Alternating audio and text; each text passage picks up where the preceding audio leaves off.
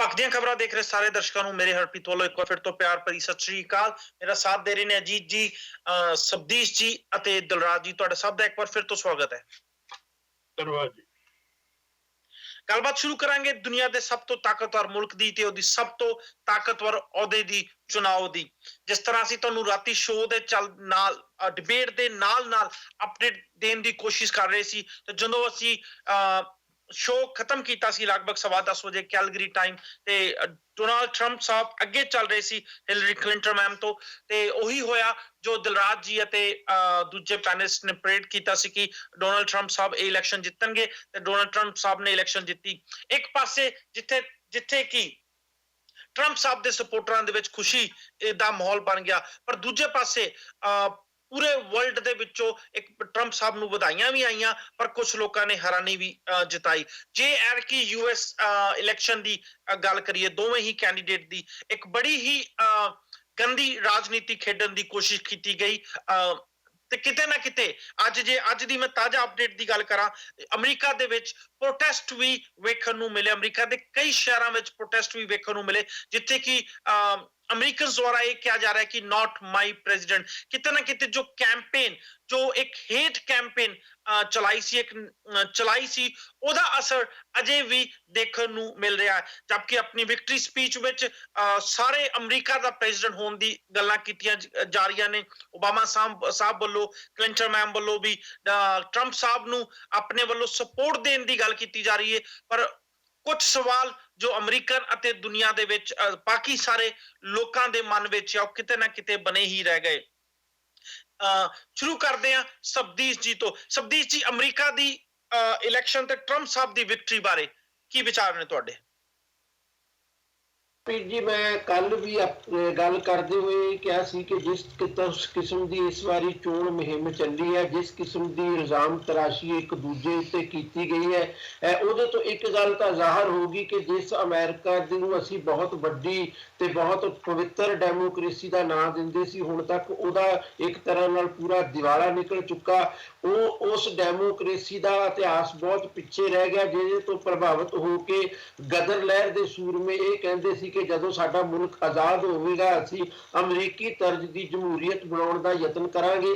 ਜਦੋਂ ਮੈਂ ਅਮਰੀਕੀ ਤਰਜ਼ ਦੀ ਜਮਹੂਰੀਅਤ ਦੀ ਗੱਲ ਕਰ ਰਿਹਾ ਤਾਂ ਮੈਂ ਇਸ ਗੱਲ ਬਾਰੇ ਬਹੁਤ ਸੁਚੇਤ ਹਾਂ ਕਿ ਅਮਰੀਕਾ ਨੇ ਡੈਮੋਕ੍ਰੇਸੀ ਨੂੰ ਉਸ ਦੌਰ ਦੇ ਵਿੱਚ ਅਪਣਾਇਆ ਸੀ ਜਦੋਂ ਉੱਥੇ ਪੂੰਜੀਵਾਦੀ ਕਦਰਾਂ ਕੀਮਤਾਂ ਕਾਫੀ ਡਿਵੈਲਪ ਹੋ ਚੁੱਕੀਆਂ ਸਨ। ਭਾਰਤ ਵਰਗੇ ਮੁਲਕ ਨੇ ਇੱਕ ਤਰ੍ਹਾਂ ਦੇ ਫਿਊਡਲ ਤੇ ਕਬਾਇਲੀ ਕਿਸਮ ਦੀ ਮਾਨਸਿਕਤਾ ਦੇ ਨਾਲ ਨਾਲ ਡੈਮੋਕ੍ਰੇਸੀ ਨੂੰ ਡਿਵੈਲਪ ਕੀਤਾ। ਸਾਡੀ ਡੈਮੋਕ੍ਰੇਸੀ ਇਸ ਲੈਵਲ ਦੇ ਉੱਤੇ ਗਿਰ ਜਾਵੇ, ਇਸ ਗੱਲ ਦੀ ਸੰਭਾਵਨਾ ਤਾਂ ਨਜ਼ਰ ਆਉਂਦੀ ਹੈ। ਮੈਂ ਕੋਈ ਦੇਸ਼ ਦੀ ਗੱਲ ਨਹੀਂ ਕਰ ਰਿਹਾ, ਮੈਂ ਦੇਸ਼ ਦੇ ਸਮਾਜਿਕ ਹਾਲਾਤ ਦੇ ਮੱਦੇਨਜ਼ਰ ਗੱਲ ਕਰ ਰਿਹਾ। ਸਾਡੀ ਪੋਲੀਟਿਕਸ ਨਿਘਾਰਗ੍ਰਸਤ ਹੋ ਜਾਵੇ ਸਮਝ ਆਉਂਦਾ, ਪਰ ਜੇ ਉੱਥੇ ਵੀ ਇਹ ਕੁਝ ਵਾਪਰਿਆ ਤਾਂ ਇਹਦਾ ਇੱਕ ਸਿੱਧਾ ਜਿਹਾ ਅਰਥ ਹੈ ਕਿ ਉੱਥੋਂ ਦੀ ਆਰਥਿਕ ਹਾਲਤ ਬਹੁਤ ਬੁਰੀ ਤਰ੍ਹਾਂ ਵਿਗੜ ਚੁੱਕੀ ਨੇ। ਲੋਕਾਂ ਨੂੰ ਰੁਜ਼ਗਾਰ ਦੀਆਂ ਸਮੱਸਿਆਵਾਂ ਅਮਰੀਕਾ ਦੇ ਵਿੱਚ ਵੀ ਨੇ, ਬੇਸ਼ੱਕ ਉਹ ਭਾਰਤ ਵਰਗੀ ਪੱਧਰ ਦੇ ਉੱਤੇ ਨਹੀਂ, ਜਾਂ ਉੱਥੋਂ ਦੇ ਬੇਰੁਜ਼ਗਾਰ ਦੀ ਹਾਲਤ ਭਾਰਤੀ ਬੇਰੁਜ਼ਗਾਰ ਵਰਗੀ ਨਹੀਂ, ਪਰ ਜਿਸ ਦੇਸ਼ ਦਾ ਆਰਥਿਕ ਲੈਵਲ ਜਿਸ ਮਿਆਰ ਤੇ ਹੁੰਦਾ ਹੈ ਉੱਥੋਂ ਦੇ ਬੇਰੁਜ਼ਗਾਰ ਦੇ ਮਸਲੇ ਵੀ ਉਸ ਲੈਵਲ ਤੇ ਹੀ ਸਮਝ ਆਉਣੇ ਚਾਹੀਦੇ ਨੇ। ਔਰ ਮੈਨੂੰ ਲੱਗਦਾ ਕਿ ਕਾਫੀ ਨਿਘਾਰਗ੍ਰਸਤ ਸਿਚੁਏਸ਼ਨ ਹੈ।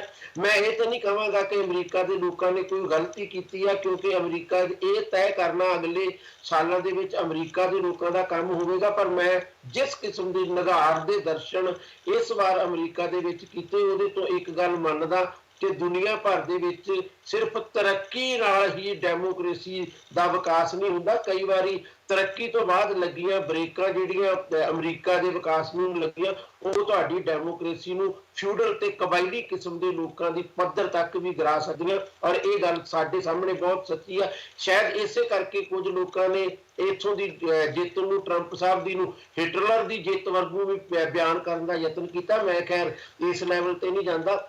ਅਗਲੇ ਹਿੱਸੇ ਦੇ ਵਿੱਚ ਮੈਂ ਇਹ ਗੱਲ ਸਮਝਣ ਜਾਂ ਆਪਣੇ ਵੱਲੋਂ ਦੱਸਣ ਦੀ ਕੋਸ਼ਿਸ਼ ਕਰਾਂਗਾ ਕਿ ਭਾਰਤ ਵਿੱਚ ਤੇ ਅਮਰੀਕਾ ਦੇ ਵਿੱਚ ਹਿੰਦੂ ਭਾਈਚਾਰੇ ਨੇ, ਉਹਦੇ ਵਿੱਚ ਸਿੱਖ ਵੀ ਨੇ, ਉਹਨਾਂ ਨੇ ਕਿਉਂ ਟਰੰਪ ਸਾਹਿਬ ਨੂੰ ਸਪੋਰਟ ਕਰਨ ਦਾ ਮਨ ਬਣਾਇਆ ਸੀ ਤੇ ਹੁਣ ਉਹ ਉਹਦੇ ਤੇ ਖੁਸ਼ੀ ਕਿਉਂ ਮਨਾ ਰਿਹਾ। ਫਿਲਹਾਲ ਮੈਂ ਮੁੱਢਲੇ ਤੌਰ ਤੇ ਆਪਣੀ ਗੱਲ ਇੱਥੇ ਖਤਮ ਕਰਦਾ। ਜੇ ਅਸੀਂ ਅਮਰੀਕਾ 'ਚ ਹੋ ਰਹੇ ਪ੍ਰੋਟੈਸਟ ਦੀ ਗੱਲ ਕਰੀਏ, ਖਾਸ ਕਰਕੇ ਇਹ ਕਿਹਾ ਜਾ ਰਿਹਾ ਨਾਟ ਮਾਈ ਪ੍ਰੈਜ਼ੀਡੈਂਟ, ਹਿਲਰੀ ਕਲਿੰਟਨ ਦੇ ਨਾਂ ਦੇ ਨਾਰੇ ਲਾਈ ਜਾ ਰਹੇ ਨੇ, ਪਰ ਜੇ ਅਸੀਂ ਡੈਮੋਕ੍ਰੈਟਿਕ ਪ੍ਰੋਸੈਸ ਦੀ ਗੱਲ ਕਰੀਏ, ਕੈਂਪੇਨ ਜਿੱਦਾਂ ਮਰਜ਼ੀ ਚਲਾਇਆ ਗਿਆ, ਹੋਰ ਜਿਹੜੇ ਮਰਜ਼ੀ ਕੈਂਪੇਨ ਦੇ ਦੌਰਾਨ, ਇਸ ਲੌਂਗ ਕੈਂਪੇਨ ਦੇ ਦੌਰਾਨ ਇਸ਼ੂਜ਼ ਜਾਂ ਮੁੱਦੇ ਉੱਠੇ ਹੋਣ, ਉਹਨੂੰ ਅਸੀਂ ਸ਼ਾਇਦ ਇਸ ਟਾਈਮ ਸਾਨੂੰ ਛੱਡ ਕੇ, ਕਿਉਂਕਿ ਕਿਤੇ ਨਾ ਕਿਤੇ ਅਮਰੀਕਾ ਦੇ ਲੋਕਾਂ ਨੇ ਟਰੰਪ ਸਾਹਿਬ ਨੂੰ ਹੀ ਜੇਤੂ ਡਿਕਲੇਅਰ ਕੀਤਾ ਵਾ, ਤੇ ਉਹ ਲੋਕ ਜੋ ਹੁਣ ਨਾਅਰੇਬਾਜ਼ੀ ਕਰ ਰਹੇ, ਨਾਟ ਮਾਈ ਪ੍ਰੈਜ਼ੀਡੈਂਟ ਕਰ ਰਹੇ ਨੇ, ਕਿਤੇ ਨਾ ਕਿਤੇ ਡੈਮੋਕ੍ਰੈਟਿਕ ਪਾਰਟੀ ਨਾਲ ਰਾਬਤਾ ਰੱਖਦੇ ਨੇ। ਕੀ ਉਹਨਾਂ ਨੂੰ ਟਰੰਪ ਸਾਹਿਬ ਨੂੰ ਹੁਣ ਜੇਤੂ ਨਹੀਂ ਮੰਨ ਲੈਣਾ ਚਾਹੀਦਾ? ਅਜੀਤ ਜੀ ਦੇਖੋ, ਉਹਨਾਂ ਨੂੰ ਜੇਤੂ ਤਾਂ ਮੰਨ ਲੈਣਾ ਚਾਹੀਦਾ ਵੀ ਹੈ, ਕਿਉਂਕਿ ਉਹ ਜਿੱਤ ਹੀ ਗਏ ਨੇ। ਉਹਨਾਂ ਦੇ ਜੇ ਨਾ ਮੰਨਣ ਨਾਲ ਵੀ ਉਹਨਾਂ ਦੀ ਜਿੱਤ ਨੂੰ ਜਿਹੜਾ ਹੈਗਾ ਉਹ ਨਕਾਰਿਆ ਨਹੀਂ ਜਾ ਸਕਦਾ। ਪਰ ਮੇਰਾ ਖਿਆਲ ਹੈ ਜਿਹੜੇ ਇਹ ਪ੍ਰੋਟੈਸਟ ਹੋ ਰਹੇ ਨੇ, ਉਹਨਾਂ ਦਾ ਕਾਰਨ ਮੈਨੂੰ ਇਹ ਨਜ਼ਰ ਆਉਂਦਾ ਹੈ ਕਿ ਜਿਹੜੀ ਕੁਝ ਹੇਟ ਸਪੀਚ, ਹੇਟ ਕੰਪੇਨ ਵਾਲੀਆਂ ਗੱਲਾਂ ਹੁੰਦੀਆਂ ਰਹੀਆਂ ਨੇ, ਉਹ ਕੁਛ ਹਿੱਸਾ ਜਿਹੜਾ ਅਮਰੀਕਨਸ ਨੂੰ ਸ਼ਾਇਦ ਉਹ ਭਾਉਂਦਾ ਨਹੀਂ ਹੈਗਾ ਉਸ ਤਰ੍ਹਾਂ ਦੀ ਕੰਪੇਨ ਜਾਂ ਉਹੋ ਜਿਹੀ ਸ਼ਬਦਾਵਲੀ ਇੱਕ ਹੋਣ ਵਾਲੇ ਜਾਂ ਜਿਹੜੇ ਹੁਣ ਬਣ ਚੁੱਕੇ ਨੇ ਪ੍ਰੈਜ਼ੀਡੈਂਟ ਉਹਨਾਂ ਵੱਲੋਂ। ਕਿਉਂਕਿ ਅਮਰੀਕਾ ਬਹੁਤ ਮੁੱਦਿਆਂ ਦੇ ਉੱਤੇ ਦੂਜੇ ਲੋਕਾਂ ਦੇ ਹਿਊਮਨ ਰਾਈਟਸ ਦੀ ਸਮੀਖਿਆ ਕਰਦਾ ਹੈ, ਦੂਜੇ ਲੋਕਾਂ ਦੀ ਜਿਹੜੀ ਹੈਗੀ ਆਪਸ ਕਮਿਊਨਿਟੀਜ਼ ਜਿਹੜੀਆਂ ਹੈਗੀਆਂ ਉਹਨਾਂ ਦੇ ਵਿੱਚ ਕੋਈ ਵਿਤਕਰਾ ਹੁੰਦਾ ਜਾਂ ਨਹੀਂ ਹੁੰਦਾ, ਉਹਦੀ ਸਮੀਖਿਆ ਕਰਕੇ ਉਹਦੇ ਉੱਤੇ ਪੜਚੋਲ ਆਪਣੇ ਵੱਲੋਂ ਪੜਚੋਲ ਕਰਕੇ ਆਪਣੇ ਕਮੈਂਟਸ ਕਰਦਾ ਹੈ।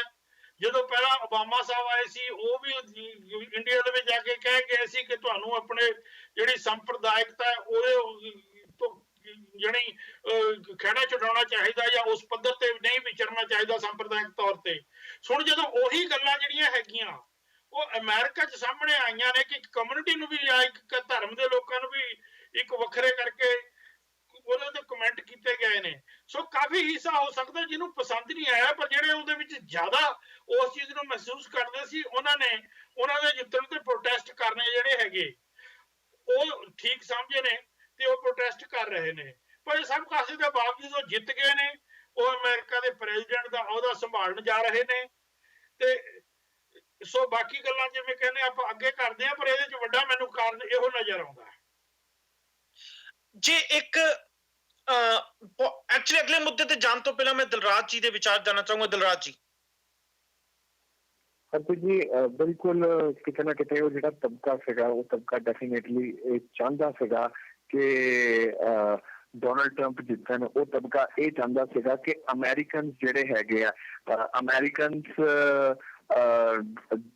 ਨੂੰ ਜ਼ਿਆਦਾ ਓਪਰਚੁਨਿਟੀਜ਼ ਮਿਲੇ, ਕਿਉਂਕਿ ਡੋਨਲਡ ਟਰੰਪ ਸ਼ੁਰੂ ਤੋਂ ਹੀ ਇੱਕ ਚੀਜ਼ ਵੱਲ ਫੋਕਸ ਕੀਤਾ ਹੋਇਆ ਸੀ ਉਹਨਾਂ ਨੇ ਕਿ ਜ਼ਿਆਦਾ ਤੋਂ ਜ਼ਿਆਦਾ ਓਪਰਚੁਨਿਟੀਜ਼ ਅਮਰੀਕਨਸ ਨੂੰ ਦਿੱਤੀ ਜਾਏਗੀ। ਜਿਹੜੇ ਬਾਹਰੋਂ ਆਉਂਦੇ ਆ ਜਾਂ ਮੈਕਸੀਕੋ ਦੇ ਥਰੂ ਆਉਂਦੇ ਆ ਜਾਂ ਹੋਰ ਜਿਹੜੇ H-1B ਵੀਜ਼ਾ ਤੇ ਵੀ ਆਉਂਦੇ ਹੈਗੇ ਆ ਜਾਂ ਵਰਕ ਪਰਮਿਟ ਤੇ ਆਉਂਦੇ ਆ, ਉਹਨਾਂ ਤੇ ਰੋਕ ਲਾਈ ਜਾਏਗੀ। ਅਮਰੀਕਨਸ ਨੂੰ ਇਹ ਗੱਲ ਪਸੰਦ ਆਈ। ਅਮਰੀਕਨਸ ਨੂੰ ਉਹਨਾਂ ਦੇ ਟੈਰਰਿਜ਼ਮ ਵਾਲੇ ਬਿਆਨ, ਉਹ ਮੁਸਲਿਮ ਵਿਰੋਧੀ ਬਿਆਨ, ਚਾਈਨਾ ਤੇ ਪਾਕਿਸਤਾਨ ਵਿਰੋਧੀ ਬਿਆਨ, ਉਹ ਹਰ ਬਿਆਨ ਪਸੰਦ ਆਇਆ। ਤੁਸੀਂ ਦੇਖੋ ਕਿ ਜਿਹੜੇ ਸਰਵੇ ਵੀ ਸੀਗੇ, ਤਕਰੀਬਨ ਸਾਰੇ ਸਰਵੇ ਹੀ ਇੱਥੇ ਨੈਗੇਟਿਵ ਸਾਬਿਤ ਹੋਏ। ਕੋਈ ਇੱਕ ਵੀ ਆਲਮੋਸਟ ਸਾਰਿਆਂ ਤੋਂ ਜੇ ਆਪਾਂ ਦੇਖੀਏ ਕੋਈ ਇੱਕ ਵੀ ਟਰੰਪ ਨੂੰ ਪ੍ਰੈਜ਼ੀਡੈਂਟ ਨਹੀਂ ਬਣਾਉਂਦਾ ਪਿਆ ਸੀਗਾ। ਤੇ ਕਿਤੇ ਨਾ ਕਿਤੇ ਅਮਰੀਕਾ ਜਿਹੜਾ ਸਰਵੇ ਦਾ ਬਾਦਸ਼ਾਹ ਮੰਨਿਆ ਜਾਂਦਾ ਵਾ, ਹਮੇਸ਼ਾ ਸਰਵੇ ਤਕਰੀਬਨ ਪੋਜ਼ਿਟਿਵ ਹੀ ਜਾਂਦੇ ਸੀਗੇ। ਸਾਰੇ ਮਾਪਦੰਡ ਉਹਨਾਂ ਨੇ ਲਾਏ, ਉਹ ਸਰਵੇ ਵੀ ਨੈਗੇਟਿਵ ਸਾਬਿਤ ਹੋਏ। ਨਹੀਂ, ਹਿਲਰੀ ਕਲਿੰਟਨ ਸ਼ਾਇਦ ਉਹ ਜਿਹੜਾ ਇੱਕ ਤਬਕਾ ਸੀਗਾ ਜਿਹੜਾ ਅਮਰੀਕਨਸ ਨਾਲ ਜੁੜਿਆ ਹੋਇਆ ਸੀਗਾ, ਉਹਨੂੰ ਖੁਸ਼ ਨਹੀਂ ਕਰ ਸਕੇ। ਤੇ ਟਰੰਪ ਆਪਣੇ ਉਦਾਂ ਦੇ ਭਾਸ਼ਣ ਦੇ ਕੇ, ਕੰਟਰੋਵਰਸੀਜ਼ ਵਿੱਚ ਰਹਿ ਕੇ ਉਹ ਤਬਕੇ ਨੂੰ ਖੁਸ਼ ਕਰਨ ਦੇ ਵਿੱਚ ਕਾਮਯਾਬ ਹੋਏ। ਸ਼ਾਇਦ ਇਸੇ ਕਾਰਨ ਉਹਨਾਂ ਦੀ ਜਿੱਤ ਹੋਈ ਹੈ। ਜੇ ਮੀਡੀਆ ਦੀ ਮੈਂ ਗੱਲ ਕਰਾਂ, ਦਿਲਰਾਜ ਸਿੰਘ ਜੀ ਨੇ ਬੜਾ ਵਧੀਆ ਮੁੱਦਾ ਚੱਕਿਆ ਕਿ ਸਰਵੇਸ ਦਾ ਜਾਂ ਟਰੰਪ ਦਾ। ਕਿਤੇ ਨਾ ਕਿਤੇ ਡੋਨਲਡ ਟਰੰਪ ਕੈਂਪੇਨ ਚੋਂ ਆਵਾਜ਼ਾਂ ਆ ਰਹੀਆਂ ਸੀ ਕਿ ਮੀਡੀਆ ਕਿਤੇ ਨਾ ਕਿਤੇ ਹਿਲਰੀ ਕਲਿੰਟਨ ਦਾ ਸਾਥ ਦੇ ਰਿਹਾ ਹੈ ਤੇ ਟਰੰਪ ਸਾਹਿਬ ਨੂੰ ਨੈਗੇਟਿਵ ਇਮੇਜ ਵਿਖਾਉਣ ਦੀ ਕੋਸ਼ਿਸ਼ ਕਰ ਰਿਹਾ ਹੈ। ਜੇ ਨੈਗੇਟਿਵਿਟੀ ਦੀ ਗੱਲ ਕਰੀਏ ਤੇ ਕੀ ਉਹਦਾ ਕਸੂਰਵਾਰ ਮੀਡੀਆ ਵੀ ਆ? ਸਬਦੀਸ਼ ਜੀ। ਪਹਿਲਾਂ ਇਹ ਗੱਲ ਕਹਿਣੀ ਚਾਹਾਂਗਾ ਕਿ ਜਿਹੜੇ ਲੋਕਾਂ ਨੂੰ ਇੰਡੀਆ ਦੇ ਵਿੱਚ ਵੀ ਇਹ ਲੱਗਦਾ ਕਿ ਮੀਡੀਆ ਦੀ ਸਪੋਰਟ ਦੇ ਨਾਲ ਕੋਈ ਕੈਂਡੀਡੇਟ ਜਿੱਤ ਸਕਦਾ, ਉਹਨਾਂ ਨੂੰ ਅਮਰੀਕਨ ਚੋਣ ਦੇ ਉੱਤੇ ਨਿਗਾਹ ਮਾਰ ਕੇ ਇਹ ਗੱਲ ਸੋਚਣੀ ਪਵੇਗੀ, ਘੱਟੋ ਘੱਟ ਰੀਥਿੰਕ ਕਰਨੀ ਪਵੇਗੀ ਕਿ ਜਿਹਨੂੰ ਮੀਡੀਆ ਸਪੋਰਟ ਕਰੇ ਲਾਜ਼ਮੀ ਨਹੀਂ ਹੈ ਜਨਤਾ ਵੀ ਉਹਨੂੰ ਹੀ ਸਪੋਰਟ ਕਰੇ, ਕਈ ਵਾਰ ਇਹਦੇ ਉਲਟ ਵੀ ਵਾਪਰ ਸਕਦਾ ਔਰ ਤੁਹਾਡੇ ਸਾਹਮਣੇ ਵਾਪਰ ਗਿਆ। ਜਿਹਨੂੰ ਮੁਕਾਬਲਤਨ ਮੀਡੀਆ ਵਧੇਰੇ ਸਾਊ, ਵਧੇਰੇ ਸਿਆਣੀ, ਵਧੇਰੇ ਅਮਰੀਕਨ ਪੱਖੀ, ਵਧੇਰੇ ਮਤਲਬ ਦੁਨੀਆ ਨੂੰ ਜਾਣਨ ਵਾਲੀ ਕੈਂਡੀਡੇਟ ਤਸਲੀਮ ਕਰਦਾ ਸੀ, ਉਸ ਕੈਂਡੀਡੇਟ ਨੂੰ ਅਮਰੀਕਨ ਲੋਕਾਂ ਨੇ ਜੇ ਮਾਤ ਦੇ ਦਿੱਤੀ ਹੈ ਤਾਂ ਇਹਦਾ ਵਿਸ਼ਲੇਸ਼ਣ ਸਾਨੂੰ ਇਸ ਲਿਹਾਜ਼ ਨਾਲ ਸਗੋਂ ਕਰਨਾ ਚਾਹੀਦਾ ਕਿ ਮੀਡੀਆ ਕਿਉਂ ਨਹੀਂ ਉਸ ਸੱਚਾਈ ਨੂੰ ਸਮਝ ਸਕਿਆ ਜਿਹੜੀ ਸੱਚਾਈ ਅਮਰੀਕਨ ਲੋਕਾਂ ਦੇ ਕਿਤੇ ਧੁਰ ਅੰਦਰ ਪਲ ਰਹੀ ਸੀ। ਮੈਂ ਇੱਕ ਵਾਰ ਫਿਰ ਆਪਣੀ ਗੱਲ ਨੂੰ ਕਿਸੇ ਢੰਗ ਦੇ ਨਾਲ ਰਿਪੀਟ ਕਰਨ ਦੀ ਕੋਸ਼ਿਸ਼ ਕਰਦੇ ਹੋਏ ਕਹਿਣਾ ਚਾਹਾਂਗਾ ਕਿ ਜੇ ਉੱਥੋਂ ਦੇ ਲੋਕਾਂ ਨੇ ਇਸ ਗੱਲ ਨੂੰ ਵੋਟ ਪਾਈ ਹੈ ਕਿ ਇੱਥੇ ਅਮਰੀਕਨ ਦੀ ਹੀ ਚੜ੍ਹਤ ਹੋਣੀ ਚਾਹੀਦੀ ਆ, ਅਮਰੀਕਨ ਹੀ ਪ੍ਰਾਇਮਰੀ ਹੋਣਾ ਚਾਹੀਦਾ ਵਾ ਹਰ ਮਾਮਲੇ ਦੇ ਵਿੱਚ, ਤਾਂ ਇਹਦੇ ਤੋਂ ਇੱਕ ਗੱਲ ਜ਼ਾਹਰ ਹੋਊਗੀ ਕਿ ਜਿਹੜਾ ਅਮਰੀਕਾ ਕਿਸੇ ਵੇਲੇ ਦੁਨੀਆ ਭਰ ਦੀ ਆਜ਼ਾਦੀ ਦਾ ਪ੍ਰਤੀਕ ਹੋਇਆ ਕਰਦਾ ਸੀ, ਦੁਨੀਆ ਭਰ ਨੂੰ ਬਰਾਬਰੀ ਦੇਣ ਦਾ ਪ੍ਰਤੀਕ ਹੋਇਆ ਕਰਦਾ ਸੀ, ਉਹ ਆਪਣੇ ਆਰਥਿਕ ਸੰਕਟ ਦੇ ਉਸ ਪੜਾਅ ਉੱਤੇ ਜਾ ਖੜਾ ਹੋਇਆ ਵਾ ਜਿੱਥੇ ਲੋਕਾਂ ਨੂੰ ਆਪਣੀ ਹੋਂਦ ਇੱਕ ਖਤਰੇ ਦੀ ਨਿਆਈ ਲੱਗਣ ਲੱਗ ਪਈ ਆ। ਜਿਵੇਂ ਇੰਗਲੈਂਡ ਦੇ ਵਿੱਚ ਬਹੁਤ ਸਾਰੇ ਗੋਰਿਆਂ ਨੂੰ ਲੱਗਦਾ ਕਿ ਜਿੱਦਾਂ ਦੇ ਹਾਲਾਤ ਇੰਗਲੈਂਡ 'ਚ ਬਣ ਗਏ ਨੇ ਕਿਤੇ ਗੋਰੇ ਇਸ ਮੁਲਕ ਦੇ ਵਿੱਚ ਘੱਟ ਗਿਣਤੀ ਹੀ ਨਾ ਰਹਿ ਜਾਣ, ਐਦਾਂ ਹੀ ਅਮਰੀਕਾ ਦੇ ਵਿੱਚ ਵੀ ਇਹ ਇੱਕ ਮਾਨਸਿਕਤਾ ਪੈਦਾ ਹੋਈ ਆ। ਦੂਜੀ ਗੱਲ ਜਿਹੜੀ ਅਮਰੀਕਾ ਦੇ ਵਿੱਚ ਪੈਦਾ ਹੋਈ ਆ ਉਹ 9/11 ਤੋਂ ਬਾਅਦ ਐਂਟੀ ਮੁਸਲਿਮ ਮਾਹੌਲ ਜਿਹੜਾ ਅਮਰੀਕਾ ਦੇ ਵਿੱਚ ਬਣਿਆ ਉਹ ਬਹੁਤ ਵੱਡੀ ਪੱਧਰ ਦੇ ਉੱਤੇ ਬਣਿਆ ਔਰ ਮੈਂ ਇਹ ਸਮਝਦਾ ਕਿ ਜਿਹੜੇ ਹਿੰਦੂਆਂ ਨੇ ਜਿਨ੍ਹਾਂ ਦੇ ਵਿੱਚ ਵੱਡੀ ਗਿਣਤੀ ਗੁਜਰਾਤੀ ਹਿੰਦੂਆਂ ਦੀ ਹੈ, ਮੈਂ ਅੰਕੜਿਆਂ ਦੇ ਆਧਾਰ ਤੇ ਕਹਿ ਰਿਹਾ, ਕੋਈ ਇਹ ਨਾ ਕਹਿ ਦੇ ਕਿ ਮੈਂ ਮੋਦੀ ਦੇ ਖਿਲਾਫ ਕਹਿ ਰਿਹਾ, ਜਿਨ੍ਹਾਂ ਦੀ ਬਹੁਤ ਗਿਣਤੀ ਗੁਜਰਾਤੀ ਹਿੰਦੂਆਂ ਦੀ ਹੈ ਜਿਨ੍ਹਾਂ ਨੇ ਨਾਰਾ ਉੱਥੇ ਵੀ ਇਹ ਲਾਇਆ ਕਿ ਜਿਵੇਂ ਇੱਥੇ ਕਿਹਾ ਜਾਂਦਾ ਸੀ ਇਸ ਵਾਰ ਮੋਦੀ ਸਰਕਾਰ, ਉੱਥੇ ਵੀ ਉਹਨਾਂ ਨੇ ਇਸੇ ਤਰ੍ਹਾਂ ਦੇ ਨਾਲ ਇਸ ਵਾਰ ਟਰੰਪ ਸਰਕਾਰ ਦਾ ਨਾਰਾ ਦਿੱਤਾ ਔਰ ਖੁੱਲ੍ਹ ਕੇ ਸਪੋਰਟ ਕੀਤੀ। ਖੁਦ ਟਰੰਪ ਨੇ ਕਿਹਾ ਕਿ ਮੈਂ ਹਿੰਦੂਆਂ ਨੂੰ ਬਹੁਤ ਪਸੰਦ ਕਰਦਾ, ਸਿੱਖਾਂ ਦੇ ਇੱਕ ਹਿੱਸੇ ਨੇ ਵੀ ਸਪੋਰਟ ਕੀਤੀ ਔਰ ਇਹ ਜਿਹੜੀ ਸਪੋਰਟ ਉਹਨਾਂ ਨੂੰ ਮਿਲੀ ਆ ਇਹ ਅਮਰੀਕਨ ਲੋਕਾਂ ਨੇ ਜਿਹੜੀ ਸਪੋਰਟ ਦਿੱਤੀ ਉਹ ਇੱਕ ਅਲੱਗ ਆਰਥਿਕ ਆਧਾਰ ਦੇ ਉੱਤੇ ਦਿੱਤੀ ਔਰ ਜਿਹੜੇ ਇੰਡੀਅਨ ਲੋਕਾਂ ਨੇ ਉਹਨਾਂ ਨੂੰ ਸਪੋਰਟ ਦਿੱਤੀ ਉਹ ਇੱਕ ਤਰ੍ਹਾਂ ਦੀ ਇਸਲਾਮਿਕ ਜਿਹੜੀ ਨਜ਼ਰੀਆ ਉਹਨਾਂ ਦਾ ਐਂਟੀ ਇਸਲਾਮਿਕ ਨਜ਼ਰੀਆ ਵਾ ਉਹਦੇ ਵਿੱਚੋਂ ਵੋਟ ਦਿੱਤੀ। ਇਹਨਾਂ ਸਾਰੀਆਂ ਚੀਜ਼ਾਂ ਨੂੰ ਜੋੜ ਕੇ ਜੇ ਉਹ ਸਫਲ ਹੋ ਗਏ ਨੇ ਤਾਂ ਸਾਨੂੰ ਇਸ ਗੱਲ ਨੂੰ ਸਮਝਣਾ ਪਵੇਗਾ ਕਿ ਉਹ ਕਿਵੇਂ ਹੋ ਗਏ। ਜਿਵੇਂ ਯੂਪੀ ਦੇ ਵਿੱਚ ਭਾਰਤੀ ਜਨਤਾ ਪਾਰਟੀ ਹਿੰਦੂ ਤੇ ਮੁਸਲਿਮ 'ਚ ਕਤਾਰਬੰਦੀ ਪੈਦਾ ਕਰਕੇ ਬਾਕੀ ਸਾਰਿਆਂ ਨੂੰ ਮਾਤ ਦੇਗੀ ਲੋਕ ਸਭਾ ਚੋਣਾਂ ਦੇ ਵਿੱਚ, ਐਦਾਂ ਟਰੰਪ ਸਾਹਿਬ ਨੇ ਹਰ ਕਿਸੇ ਨੂੰ ਆਪਣੇ ਨਾਲ ਐਂਟੀ ਮੁਸਲਿਮ ਬਿਹੇਵ ਦੇ ਆਧਾਰ ਦੇ ਉੱਤੇ ਜੋੜ ਕੇ ਆਪਣੀ ਚੋਣ ਜਿੱਤਣ ਦੇ ਵਿੱਚ ਰੋਲ ਪਲੇ ਕੀਤਾ। ਅਮਰੀਕਨ ਲੋਕਾਂ ਨੇ ਦੋਨਾਂ ਹੀ ਮੁੱਦਿਆਂ ਦੇ ਉੱਤੇ ਉਹਨਾਂ ਨੂੰ ਵੋਟ ਦਿੱਤੀ, ਆਰਥਿਕ ਤੌਰ ਤੇ ਸੁਪਰੀਮੋ ਹੋਣ ਲਈ ਵੀ, ਅਮਰੀਕਨ ਨੂੰ ਪ੍ਰਾਇਮਰੀ ਮੰਨਣ ਦੇ ਆਧਾਰ ਦੇ ਉੱਤੇ ਵੀ ਤੇ ਐਂਟੀ ਮੁਸਲਿਮ ਆਧਾਰ ਉੱਤੇ ਵੀ। ਔਰ ਮੈਂ ਇਹ ਸਮਝਦਾ ਕਿ ਸਾਨੂੰ ਅਮਰੀਕਾ ਦੀ ਰਾਜਨੀਤੀ ਦੇ ਇਸ ਹੱਦ ਤੱਕ ਚਲੇ ਜਾਣ ਉੱਤੇ ਜ਼ਰੂਰ ਸੋਚਣਾ ਪਵੇਗਾ ਕਿਉਂਕਿ ਜੇ ਟਰੰਪ ਸਾਹਿਬ ਜਿੱਦਾਂ ਦੇ ਉਹ ਭਾਸ਼ਣ ਕਰਦੇ ਰਹੇ ਨੇ, ਜੇ ਉਹ ਪ੍ਰੈਕਟਿਸ ਦੇ ਵਿੱਚ ਵੀ ਉਹਨਾਂ ਚੀਜ਼ਾਂ ਨੂੰ ਅਮਲ 'ਚ ਉਤਾਰ ਦਿੰਦੇ ਨੇ ਤਾਂ ਦੁਨੀਆ ਦੇ ਵਿੱਚ ਉਸ ਕਿਸਮ ਦੀ ਅੱਤਵਾਦ ਹੋਰ ਵਧੇਗਾ, ਉਸ ਕਿਸਮ ਦੀ ਕੱਟੜਤਾ ਹੋਰ ਵਧੇਗੀ ਜਿਹਨੂੰ ਲੋਕ ਇਸਲਾਮਿਕ ਕੱਟੜਤਾ ਕਹਿ ਦਿੰਦੇ, ਪਰ ਮੈਂ ਇਸਲਾਮਿਕ ਕੱਟੜਤਾ ਸ਼ਬਦ ਇਸਤੇਮਾਲ ਨਹੀਂ ਕਰਾਂਗਾ ਕਿਉਂਕਿ ਮੈਂ ਨਹੀਂ ਸਮਝਦਾ ਕਿ ਕੁਰਾਨ ਦੇ ਆਧਾਰ ਦੇ ਉੱਤੇ ਉਹ ਕੱਟੜਤਾ ਪੈਦਾ ਹੋ ਰਹੀ ਹੈ, ਇਸ ਕਰਕੇ ਮੈਂ ਉਹਨੂੰ ਇਸਲਾਮਿਕ ਨਹੀਂ ਕਹਾਂਗਾ, ਪਰ ਮੁਸਲਮਾਨ ਭਾਈਚਾਰੇ ਦੀ ਕੱਟੜਤਾ ਨੂੰ ਮੈਂ ਜ਼ਰੂਰ ਕਹਾਂਗਾ। ਜਿਵੇਂ ਮੈਂ ਖਾਲਿਸਤਾਨ ਦੀ ਲਹਿਰ ਦੇ ਵਿੱਚ ਲੱਗੇ ਹੋਏ ਲੋਕਾਂ ਨੂੰ ਸਿੱਖ ਦਹਿਸ਼ਤਗਰਦ ਕਹਿਣਾ ਪਸੰਦ ਨਹੀਂ ਕਰਦਾ, ਖਾਲਿਸਤਾਨੀ ਹੀ ਕਹਿਣਾ ਪਸੰਦ ਕਰਦਾ।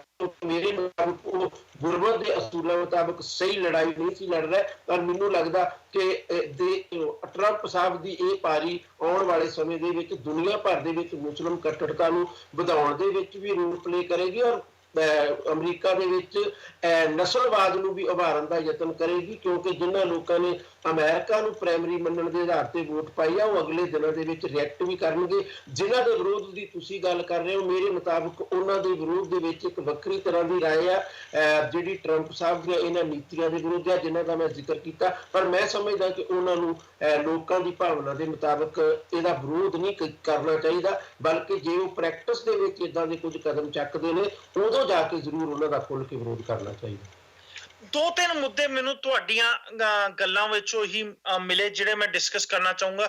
ਮੀਡੀਆ ਦੇ ਫੇਲੂਅਰ ਦੀ ਵੀ ਗੱਲ ਕਰਾਂਗੇ, ਪਰ ਅਮਰੀਕਾ 'ਚ ਰਹਿਣ ਵਾਲੇ ਤੁਸੀਂ ਭਾਰਤੀਆਂ ਦੀ ਗੱਲ ਕੀਤੀ, ਚਾਹੇ ਉਹ ਹਿੰਦੂ ਬਰਾਦਰੀ ਨਾਲ ਹਿੰਦੂ ਧਰਮ ਨਾਲ ਰਾਬਤਾ ਰੱਖਦੇ ਹੋਣ ਚਾਹੇ ਸਿੱਖ ਧਰਮ ਨਾਲ ਰਾਬਤਾ ਰੱਖਦੇ ਹੋਣ, ਪਰ ਮੈਂ ਥੋੜਾ ਜਿਹਾ ਵਾਪਸ ਇੰਡੀਆ ਤੇ ਜਾ ਕੇ ਇਸ ਮੁੱਦੇ ਤੇ ਇਸ ਪ੍ਰੈਜ਼ੀਡੈਂਸ਼ੀਅਲ ਰੇਸ ਨੂੰ ਮੈਂ ਵੇਖਣਾ ਚਾਹੂੰਗਾ। ਰਾਈਟ ਵਿੰਗ ਜਥੇਬੰਦੀਆਂ ਕਾਫੀ ਟਾਈਮ ਤੋਂ ਟਰੰਪ ਸਾਹਿਬ ਦੀ ਸਪੋਰਟ ਵਿੱਚ ਸ਼ੁਰੂ ਤੋਂ ਆ ਚੁੱਕੀਆਂ ਨੇ, ਕੱਲ ਵੀ ਜੇ ਦੇਖੀਏ ਤੇ ਰਾਈਟ ਵਿੰਗ ਜਥੇਬੰਦੀਆਂ ਵੱਲੋਂ ਐਜ਼ ਏ ਫੈਸਟੀਵਲ ਵਾਂਗੂ, ਤਿਉਹਾਰ ਵਾਂਗੂ ਸੈਲੀਬ੍ਰੇਟ ਕੀਤਾ ਗਿਆ।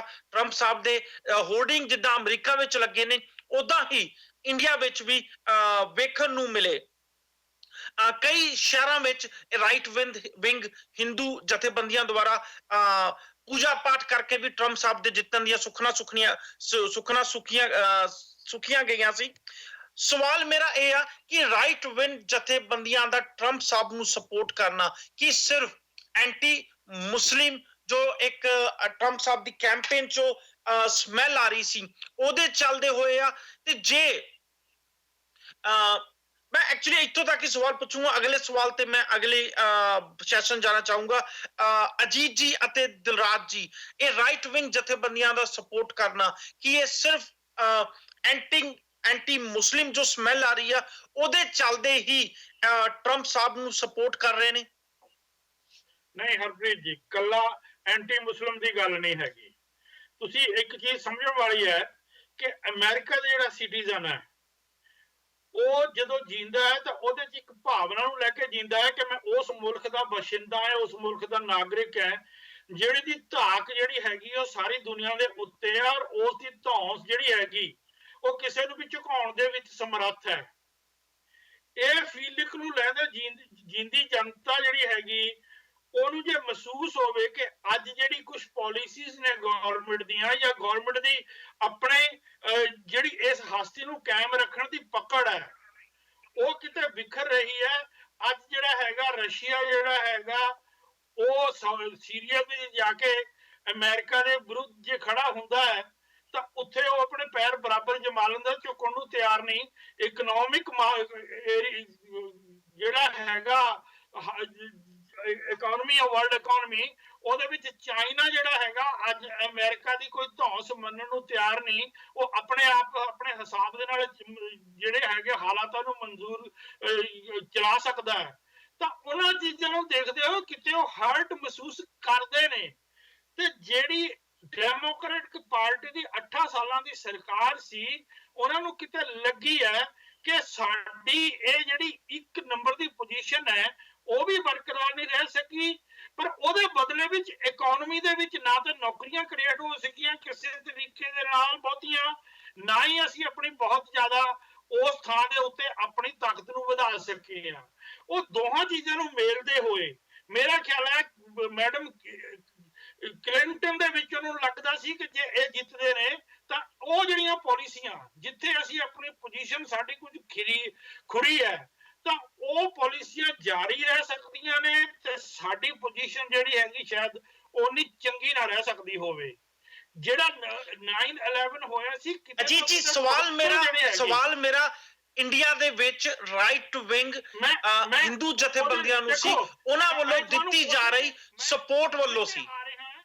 ਉਸੇ ਤੇ ਆ ਰਹੇ ਆ, ਪਰ ਜੇ ਤੁਸੀਂ ਉਹਦੇ ਕਾਰਨਾਂ ਨੂੰ ਗੱਲ ਡਿਸਕਸ ਕਰੇ ਤੋਂ ਬਿਨਾਂ ਹਾਂ ਜਾਂ ਨਾ ਚ ਜਵਾਬ ਦਿੰਦੇ ਆ ਤਾਂ ਗੱਲ ਨਹੀਂ ਬਣਦੀ ਹੈਗੀ। ਉਧਰ ਸੇਮ ਚੀਜ਼ ਤੁਸੀਂ ਦੇਖੋ ਮੋਦੀ ਦੇ ਨਾਲ, ਇਹ ਜਦੋਂ ਮੋਦੀ ਦਾ ਨਾਂ ਲੈ ਕੇ ਉਹ ਕਹਿ ਰਹੇ ਨੇ ਆਪਣੀ ਡੋਮੈਸਟਿਕ ਦੇ ਇਲੈਕਸ਼ਨ ਦੇ ਵਿੱਚ ਕਿ ਮੈਂ ਫਲਾਂ ਬੰਦੇ ਦੇ ਨਾਲ ਕੰਮ ਕਰਨਾ ਪਸੰਦ ਕਰੂੰਗਾ, ਮੈਂ ਸਮਾਂ ਇਸ ਤਰ੍ਹਾਂ ਦਾ ਚਾਹੁੰਦਾ ਕਿ ਮੈਂ ਉਹਦੇ ਨਾਲ ਕੰਮ ਕਰਾਂ, ਉਹਦੀ ਉਹ ਨਾਰਿਆਂ ਨੂੰ ਜਿਹੜੀ ਹੈਗੀ ਉਹ ਕਰਦਾ। ਤਾਂ ਕਿਤੇ ਇੰਡੀਆ ਦੇ ਵਿੱਚ ਜਿਹੜੇ ਲੋਕੀ ਜਿਵੇਂ ਇਹਨਾਂ ਨੇ ਮੁਸਲਿਮ ਕਮਿਊਨਿਟੀ ਦੇ ਨੂੰ ਆਪਣੀ ਕੰਪੇਨ ਦੇ ਵਿੱਚ ਭਾਵੇਂ ਬਾਅਦ ਵਿੱਚ ਉਹਨਾਂ ਨੇ ਕਿਹਾ ਕਿ ਨਹੀਂ ਮੈਂ ਸਭ ਦਾ ਪ੍ਰੈਜ਼ੀਡੈਂਟ ਹੈ, ਕਿਤੇ ਨਾ ਕਿਤੇ ਮੁਸਲਿਮ ਕਮਿਊਨਿਟੀ ਨੂੰ ਟਾਰਗੇਟ ਐਕਸਟ੍ਰੀਮਿਜ਼ਮ ਨੂੰ ਟਾਰਗੇਟ ਕਰਨ ਦਾ ਇੰਡੀਆ ਦੇ ਵਿੱਚ ਇੱਕ ਭਾਵਨਾ ਹੈ ਕਿ ਮੁਸਲਿਮ ਐਕਸਟ੍ਰੀਮਿਸਟ ਜਿਹੜੀ ਹੈਗੀ ਚਾਹੇ ਉਹ ਪਾਕਿਸਤਾਨ ਪੱਖੋਂ ਆ ਰਹੀ ਹੈ, ਚਾਹੇ ਡੋਮੈਸਟਿਕ ਪੈਦਾ ਹੋ ਰਹੀ ਹੈ ਜਾਂ ਕੋਈ ਹੋਰ ਤਰੀਕੇ ਦੇ ਨਾਲ ਸਾਨੂੰ ਹਰਟ ਕਰ ਰਹੀ ਹੈ। ਸੋ ਉਹਦੇ ਵਿੱਚ ਕਿਤੇ ਭਾਵਨਾ ਬਣ ਗਈ ਕਿ ਜੇ ਟਰੰਪ ਆਉਂਦੇ ਆ ਤਾਂ ਸ਼ਾਇਦ ਇੱਕ ਜਿਹੜੀ ਕਤਾਰਬੰਦੀ ਹੈ ਵਰਲਡ ਪੋਲਿਟਿਕਸ ਦੇ ਵਿੱਚ ਇੰਡੀਆ ਉਹਦੇ ਵਿੱਚ ਸਟਰੋਂਗ ਹੋਣ ਦੀ ਸੰਭਾਵਨਾ ਹੋ ਸਕਦੀ ਹੈ। ਇਹ ਰੀਜ਼ਨ ਹੈ ਜਿਹੜੇ ਆਪਾਂ ਜਿਹਨੂੰ ਕਹਿੰਦੇ ਆ ਕਿ ਰਾਈਟ ਵਿੰਗ ਜਥੇਬੰਦੀਆਂ ਨੇ ਉਹਦੇ ਵਾਸਤੇ ਉਹ ਦੁਆ ਮੰਗ ਰਹੇ ਨੇ ਜਾਂ ਆਪਣੇ ਯੱਗ ਹਵਨ ਕਰ ਰਹੇ ਨੇ, ਕਿਉਂਕਿ ਉੱਥੇ ਉਹਨਾਂ ਲੋਕਾਂ ਨੂੰ ਲੱਗਦਾ ਹੈ ਜਿਹੜਾ ਕਿ ਅਸੀਂ ਸ਼ਾਇਦ ਵਰਲਡ ਕਤਾਰਬੰਦੀ ਦੇ ਵਿੱਚ ਦੁਨੀਆ ਦੀ ਸਿਆਸੀ ਕਤਾਰਬੰਦੀ ਚ ਹਿੰਦੁਸਤਾਨ ਇਹਦੇ ਨਾਲ ਸਟਰੋਂਗ ਹੋ ਸਕਦਾ ਹੈ। ਇਹ ਇੱਕ ਭਾਵਨਾ ਹੈ, ਇਹਦੇ ਕਾਰਨ ਕਰਕੇ ਉੱਥੋਂ ਇਹ ਗੱਲਾਂ ਹੁੰਦੀਆਂ ਨਜ਼ਰ ਆਈਆਂ ਨੇ। ਮੈਨੇ ਕਾਲਰ ਜੋੜ ਅਤੇ ਚੁੱਕੇ ਆ। ਜੀ- ਸਤਿ ਸ਼੍ਰੀ ਅਕਾਲ ਜੀ। ਲਾਸਟ 4 ਨੰਬਰ ਨੇ 1170। ਦਿਲਰਾਜ ਸਿੰਘ ਜੀ, ਕਾਲਰ ਤੋਂ ਬਾਅਦ ਮੈਂ ਤੁਹਾਡੇ ਤੇ ਆਉਂਗਾ। ਹਾਂਜੀ ਹਾਂਜੀ, ਆਪਣੇ ਹਰਪ੍ਰੀਤ ਸਿੰਘ ਜੀ ਮੁਕਤੇ ਤੇ ਨਾਮ ਜਿੱਦਾਂ ਤੁਸੀਂ ਪੁੱਛਦੇ ਹੀ ਆ, ਸਰਜੀਤ ਸਿੰਘ ਨਾਗਰਾ ਬੋਲ ਰਹੇ ਵੀ ਮੇਰਾ ਤਾਂ ਇਹ ਆ ਵੀ ਜਿੱਦਾਂ ਮੋਦੀ ਨੇ ਵੀ ਤੁਸੀਂ ਪੁੱਛ ਰਹੇ ਆ ਵੀ ਇੰਡੀਆ ਦੀ ਮੂਵਮੈਂਟ ਚਲਾਈਏ ਵੀ ਸਾਰਿਆਂ ਨੂੰ ਵੀ ਕਨਵਰਟ ਵੀ ਕਰ। ਮੋਦੀ ਨੂੰ ਆਪ ਤਾਂ ਪਰਸਨਲੀ ਵੀ ਨਹੀਂ ਕਹਿ ਰਿਹਾ, ਪਰ ਜਿਹੜੀ ਪਾਰਟੀ ਨੂੰ ਉਹ ਬਿਲੋਂਗ ਕਰਦਾ RSS ਨੂੰ ਵੀ ਕਹਿੰਦੇ ਸਾਰਿਆਂ ਨੂੰ ਕਨਵਰਟ ਇਨਟੂ ਹਿੰਦੂਇਜ਼ਮ। ਵੀ ਸੇਮ ਚੀਜ਼ ਵੀ ਅਮਰੀਕਾ 'ਚ ਹੋ ਰਹੀ ਆ ਇਸ ਕੰਮ ਵਿੱਚ। ਵੀ ਜਿਹੜੇ ਵੀ ਗੋਰਿਆਂ ਇਹਨਾਂ ਦੇ ਟਰੰਪ ਨੇ ਹਜੇ ਤੱਕ ਨਹੀਂ ਰੈਕਗਨਾਈਜ਼ ਕੀਤਾ ਚੰਗੀ ਤਰ੍ਹਾਂ ਵੀ ਹਾਂ ਵੀ ਓਬਾਮਾ ਅਮਰੀਕਾ ਵਿੱਚ ਜੰਮਿਆ ਸੀ ਕਰਕੇ ਹੁਣ ਉਹਦੇ ਉੱਪਰ ਹੀ ਸਵਾਲ ਠਾਲ ਰੱਖੇ ਆ ਕਰਕੇ ਇਹ ਰੇਸਿਜ਼ਮ ਆ ਕਰਕੇ ਉਹ ਕਾਲਾ ਸੀ। ਅਜੇ ਤੱਕ ਹੋਰ ਕਿਸੇ ਪ੍ਰੈਜ਼ੀਡੈਂਟ ਤੇ ਕੀ ਉਹਨੇ ਸਵਾਲ ਇਹ ਠਾਲਿਆ। ਜਿਹੜੇ ਇਲੈਕਸ਼ਨ ਵਾਸਤੇ ਉਹ ਖੜਾ ਹੋ ਰਿਹਾ ਸੀ ਓਬਾਮਾ, ਉਹਦੇ ਕਾਗਜ਼ ਚੈੱਕ ਨਾ ਕੀਤੇ ਗਏ ਹੋਣਗੇ। ਦੂਸਰਾ ਨੰਬਰ ਇਹ ਵੀ ਜਿਹੜਾ ਇਹ ਮਾਰਟਨ ਲੂਥਰ ਕਿੰਗ ਦੀ ਜਿਹੜੀ ਮੂਵਮੈਂਟ ਸੀ ਉਹ ਵੀ ਉਹੀ ਮੁੜ ਕੇ ਹੁਣ ਫੇਰ ਜਾਗਣੀ ਆ ਜਿੱਦਾਂ ਅੱਗੇ ਅਮਰੀਕਾ ਵਿੱਚ ਜਾਗੀ ਸੀ। ਤਾਂ ਵੀ ਹੁਣ ਇਸ ਵੇਲੇ ਜਿਹੜੀ ਆ ਬ੍ਰੇਕਿੰਗ ਨਿਊਜ਼ ਆਈ ਆ ਵੀ ਟਰੰਪ ਦੀ ਰੈਲੀ ਸਿਆਟਲ ਵਿੱਚ ਹੋ ਰਹੀ ਸੀ, ਐਂਟੀ ਟਰੰਪ ਰੈਲੀ। ਉਹਦੇ ਵਿੱਚ 5 ਬੰਦੇ ਗੋਲੀਆਂ ਦੇ ਨਾਲ ਫੱਟੜ ਹੋ ਗਏ ਆ।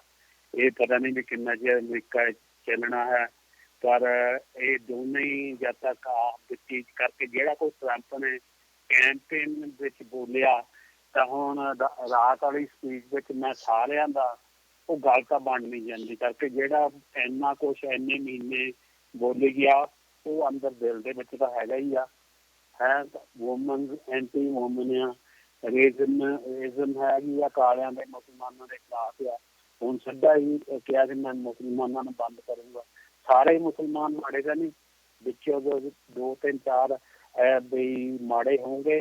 ਇਹਦਾ ਮਤਲਬ ਵੀ ਸਾਰਿਆਂ ਨੂੰ ਉਹ ਤਾਂ ਕਹਿ ਰਿਹਾ ਸੀ ਮੈਂ ਬੰਦ ਕਰ ਦਊਂਗਾ। ਸੋ ਇਸ ਗੱਲ ਹੁਣ ਕਾਲੇ ਜਿਹੜੇ ਜ਼ਿਆਦਾ ਮੁਸਲਮਾਨ ਆ ਕਰਕੇ ਇਹਦੇ ਉੱਪਰ ਬਹੁਤ ਦੂਜਾ ਹੋਣਾ ਫਰਕ ਆ ਬਈ ਆਪਣੇ ਅਮਰੀਕਾ ਵਿੱਚ ਵੀ ਕਾਲਿਆਂ ਨੇ ਵੀ ਉੱਠਣਾ ਆ ਬਈ ਚਲੋ ਆਪਣੇ ਜਿਹੜੇ ਸਿੱਖ ਜਾਂ ਹਿੰਦੂ ਕਹਿ ਲਓ ਇਹ ਤਾਂ ਹੈਗੇ ਬਹੁਤ ਮਿਨੋਰਟੀ ਵਿੱਚ ਆ ਵੀ ਕਾਲਿਆਂ ਉੱਪਰ ਇਸ ਚੀਜ਼ ਦਾ ਬਹੁਤ ਫਰਕ ਪਿਆ ਕਰਕੇ ਇਹ ਐਂਟੀ ਟਰੰਪ ਰੈਲੀਆਂ ਹੋਈ ਜਾਣੀਆਂ ਕਰਕੇ ਤੁਹਾਨੂੰ ਪਤਾ ਜਿੱਦਾਂ ਪਾਪੂਲਰ ਵੋਟ ਕਿੱਧਰ ਗਈ ਆ, ਲੋਕ ਡਿਵਾਈਡਡ ਆ ਇਸ ਵੇਲੇ। ਤੇ ਮੇਰਾ ਤਾਂ ਇਹੀ ਕਹਿਣਾ ਸੀ। Thank you sir, thank you for the call. Dilraj Singh ji. Harpreet ਜੀ ਤੁਹਾਡੇ ਕੁਐਸਚਨ ਤੇ ਆਵਾਂਗਾ ਰਾਈਟ ਵਿੰਗਸ ਵਾਲੇ ਤੇ। ਕਿਤੇ ਨਾ ਕਿਤੇ ਜਿਹੜੇ ਡੋਨਲਡ ਟਰੰਪ ਸਾਹਿਬ ਨੇ ਸ਼ੁਰੂ ਤੋਂ ਜਦੋਂ ਤੋਂ ਉਹਨਾਂ ਦੀ ਕੈਂਪੇਨਿੰਗ ਚੱਲੀ ਉਹਨਾਂ ਨੇ ਮੁਸਲਿਮ ਵਿਰੋਧੀ ਬਿਆਨ ਦਿੱਤੇ, ਬੜੇ ਸਟਰੋਂਗ ਮੈਸੇਜ ਤੇ ਟੈਰਰਿਜ਼ਮ ਨੂੰ ਲੈ ਕੇ। ਇੱਕ ਸੌਫਟ ਕਾਰਨਰ ਇੰਡੀਆ ਤੇ ਰਸ਼ੀਆ ਨੂੰ ਲੈ ਕੇ ਰੱਖਿਆ, ਪਾਕਿਸਤਾਨ ਤੇ ਚਾਈਨਾ ਦੇ ਖਿਲਾਫ ਹੀ ਤਕਰੀਬਨ ਰਹੇ। ਉਹ ਸਾਰੀਆਂ ਗੱਲਾਂ ਕਰਕੇ ਮੈਂ ਸਮਝਦਾ ਵਾਂ ਕਿ ਰਾਈਟ ਵਿੰਗ ਨੇ ਉਹਨਾਂ ਨੂੰ ਸਪੋਰਟ ਕੀਤੀ। ਰਾਈਟ ਵਿੰਗ ਚਾਹੁੰਦਾ ਸੀਗਾ ਕਿ ਡੋਨਲਡ ਟਰੰਪ ਆਉਣ। ਇਹ ਲੱਗਦਾ ਪਿਆ ਸੀਗਾ ਜਾਂ ਹਜੇ ਵੀ ਮੈਂ ਕਹਾਂਗਾ ਲੱਗਦਾ ਹੈਗਾ ਕਿ ਡੋਨਲਡ ਟਰੰਪ ਆਉਣਗੇ ਤੇ ਕਿਉਂਕਿ ਚਾਈਨਾ ਬਹੁਤ ਤੇਜ਼ੀ ਨਾਲ ਉੱਭਰਦਾ ਪਿਆ ਡੋਨਲਡ ਟਰੰਪ ਦੇ ਕੱਟਰ ਵਿਰੋਧੀਆਂ 'ਚ। ਹਜੇ ਤੱਕ ਜੇ ਉਹਨਾਂ ਦੇ ਭਾਸ਼ਣ ਸੁਣੀਏ ਤੇ ਚਾਈਨਾ ਕਿਤੇ ਨਾ ਕਿਤੇ ਹੈਗਾ। ਜੇ ਚਾਈਨਾ ਨੂੰ ਥੱਲੇ ਸੁੱਟਣਾ ਤੇ ਇੱਕੋ ਇੱਕ ਏਸ਼ੀਆ 'ਚ ਐਸੀ ਕੰਟਰੀ ਹੈ ਉਹ ਇੰਡੀਆ ਤੇ ਸ਼ਾਇਦ ਇੰਡੀਆ ਦੀ ਡਿਵੈਲਪਮੈਂਟ ਕਰਵਾਉਣ ਕੇ ਚਾਈਨਾ ਨੂੰ ਥੋੜਾ ਜਿਹਾ ਢਾਹ ਲੱਗੇ, ਚਾਈਨਾ ਨੂੰ ਥੱਲੇ ਲਿਆਇਆ ਜਾਵੇ। ਇਹ ਸਾਰੀਆਂ ਚੀਜ਼ਾਂ ਕਰਕੇ ਮੈਂ ਸਮਝਦਾ ਕੁਛ ਇੰਡੀਅਨ ਜਾਂ ਕੁਛ ਰਾਈਟ ਜਥੇਬੰਦੀਆਂ ਜਾਂ ਕੁਛ ਲੋਕ ਚਾਹੁੰਦੇ ਸੀਗੇ ਕਿ ਡੋਨਲਡ ਟਰੰਪ ਸੱਤਾ ਦੇ ਵਿੱਚ ਆਉਣ। ਹੁਣ ਤਾਂ ਆਉਣ ਵਾਲਾ ਸਮਾਂ ਦੱਸੇਗਾ ਕਿ ਡੋਨਲਡ ਟਰੰਪ ਦਾ ਸੱਤਾ ਦੇ ਵਿੱਚ ਆਉਣਾ ਇੰਡੀਆ ਲਈ ਕਿੰਨਾ ਕੁ ਫਾਇਦੇਮੰਦ ਹੈ, ਇੰਡੀਆ ਕਿੰਨਾ ਕੁ ਤਰੱਕੀ ਕਰੇਗਾ ਆਉਣ ਵਾਲੇ ਸਮੇਂ ਤੇ ਪਤਾ ਚੱਲੇਗਾ। ਪਰ ਹਜੇ ਹਾਲ ਦੀ ਘੜੀ ਜੇ ਪਰਸਨਲ ਤੌਰ ਤੇ ਮੈਂ ਸੋਚਾਂ ਮੈਨੂੰ ਵੀ ਕਿਤੇ ਨਾ ਕਿਤੇ ਲੱਗਦਾ ਪਿਆ ਕਿ ਸ਼ਾਇਦ ਡੋਨਲਡ ਟਰੰਪ ਦੇ ਆਉਣ ਦੇ ਨਾਲ, ਵੈਸੇ ਤਾਂ ਹਿਲਰੀ ਕਲਿੰਟਨ ਆਉਂਦੀ ਤਾਂ ਵੀ ਇੰਡੀਆ ਦਾ ਫਾਇਦਾ ਹੀ ਹੋਣਾ ਸੀ, ਪਰ ਮੈਨੂੰ ਲੱਗਦਾ ਕਿ ਜਿਹੜੇ ਉਹਨਾਂ ਦੇ ਮਨ ਦੇ ਵਿੱਚ ਚਾਈਨਾ ਪਾਕਿਸਤਾਨ ਤੇ ਟੈਰਰਿਜ਼ਮ ਨੂੰ ਲੈ ਕੇ ਇੱਕ ਵਿਰੋਧ ਹੈਗਾ ਵਾ ਉਹਦਾ ਸ਼ਾਇਦ ਫਾਇਦਾ ਕਿਤੇ ਨਾ ਕਿਤੇ ਇੰਡੀਆ ਨੂੰ ਹੋ ਜਾਵੇ। ਅਗਲਾ ਸਵਾਲ ਮੈਂ ਜਾਣਾ ਚਾਹੂੰਗਾ, ਕੈਂਪੇਨ ਚਲਾਉਣ ਵਾਸਤੇ ਕਈ ਵਾਰ ਕਈ ਮੁੱਦਿਆਂ ਨੂੰ ਉਛਾਲਿਆ ਜਾਂਦਾ ਪੋਲੀਟੀਕਲ ਪਾਰਟੀਆਂ ਵੱਲੋਂ, ਜਾਣ ਕੇ ਉਛਾਲਿਆ ਜਾਂਦਾ ਵਾ, ਵੋਟ ਬੈਂਕ ਦੀ ਰਾਜਨੀਤੀ ਦੇ ਕਾਰਨ ਉਛਾਲਿਆ ਜਾਂਦਾ, ਪਰ ਉਸ ਪਾਰਟਿਕੂਲਰ ਕੈਂਡੀਡੇਟ ਦੀ ਜਾਂ ਉਸ ਪਾਰਟਿਕੂਲਰ ਪਾਰਟੀ ਦੀ ਸੋਚ ਨਹੀਂ ਹੁੰਦੀ, ਸਿਰਫ ਮੌਕੇ ਦੀ ਨਜ਼ਾਕਤ ਨੂੰ ਸਮਝਦੇ ਹੋਏ ਉਹ ਮੁੱਦਿਆਂ ਨੂੰ ਉਛਾਲਿਆ ਜਾਂਦਾ ਵਾ। ਸਰਦੀਪ ਜੀ, ਜੋ ਐਂਟੀ ਟਰੰਪ ਰੈਲੀਆਂ ਹੋ ਰਹੀਆਂ ਨੇ, ਕਿ ਉਹ ਲੋਕ ਜੋ ਰੈਲੀਆਂ 'ਚ ਹਿੱਸਾ ਲੈ ਰਹੇ ਨੇ, ਉਹਨਾਂ ਨੂੰ ਸ਼ਾਇਦ ਉਹ ਲੋਕ ਸ਼ਾਇਦ ਇਹਨੂੰ ਕੈਂਪੇਨ ਸਟ੍ਰੈਟਜੀ ਨਹੀਂ ਸਮਝ ਰਹੇ, ਇਹਨੂੰ ਇਸ ਚੀਜ਼ ਨੂੰ ਟਰੰਪ ਸਾਹਿਬ ਦੀ ਸੋਚ ਸਮਝ ਰਹੇ ਆ। ਕੀ ਤੁਸੀਂ ਡੂ ਯੂ ਐਗਰੀ ਵਿਥ ਮੀ?